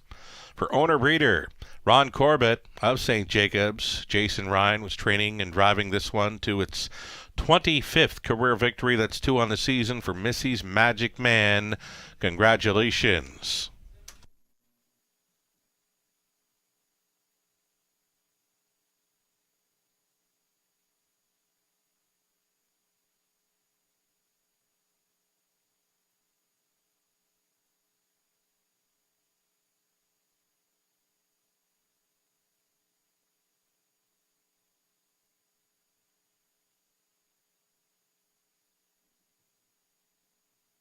Going official here in the finale, $7.50 to win for Missy's Magic Man. That exactor worth $12.90. Dollar try, $32.70. High five, 20 center, $147.87. That's all right. Late double, pair of 7s for $91.20. Pick 3, $25.16. Pick 4 for $1, $438.60. The pick 5, 20 center, $153 and change. Duke Deo finished 6. Steel Reserve 2nd, Built to Last 7. Mass Attack 5th. Stars Above Alleridge 3rd. Relevant was 4th. Missy's Magic Man won it. The 8 was a scratch, a mod of 2, 3, and 3 on the end for Missy's Magic Man and a Jason Ryan driving triple. And that's going to do it for the live action this evening. Harness racing continues tomorrow evening, another 5:50 start time. Thanking you for joining us tonight for the Eye in the London Sky. I'm Sugar Doyle. Have yourself a great night. We'll catch you again tomorrow.